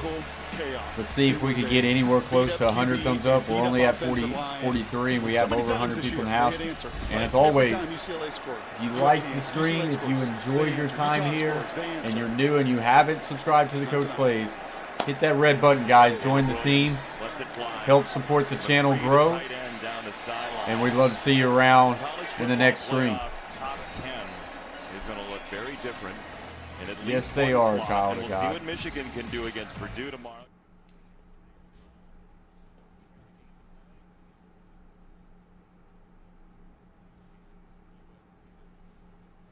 It would be unprecedented. It would be a 2-loss non-conference champion, which has never happened. But it's been a goofy year. Some people would say that why would you penalize a team for playing an extra game? when the other teams say Ohio State didn't even play this weekend. That would be the counter argument. It's a great argument. And I completely hear it, and I think that there is that argument. It's that you all hear that, like, I'm not starting to say this, but that is such a great argument. You penalize a team for losing the conference championship tomorrow night on Fox because they had an extra game. Michigan, the number 2. Ohio State doesn't play. USC does play an extra game. USC loses, they go back. Ohio State goes forward. It sucks, but you gotta win your game, I guess.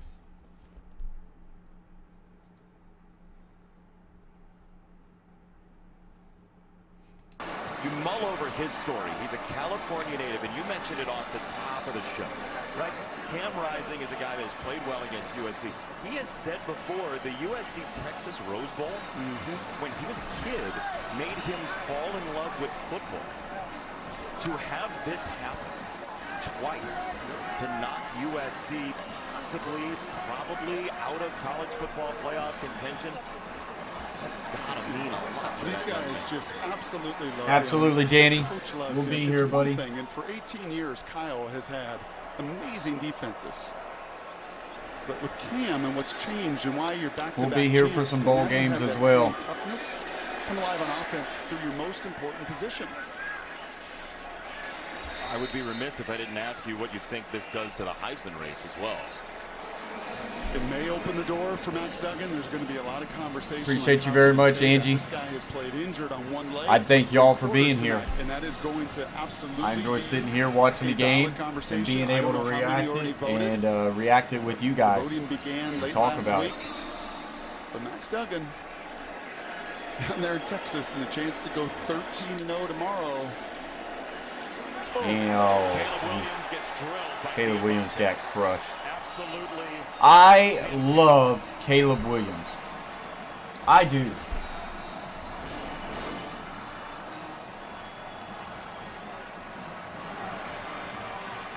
Because of how he just gets up over and over again. Who? Exactly. Yeah, that loss of Voorhees, we talked a lot about injuries, and Diabate was flying. The Reed brothers were flying. And we talked a lot about injuries for Utah coming into tonight. That Voorhees injury is a big one.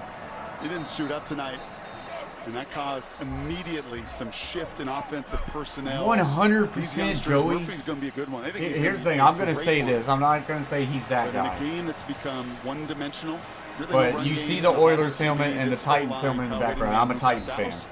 I live in Nashville, Tennessee. Took advantage. He reminds me of a guy named Steve McNair with how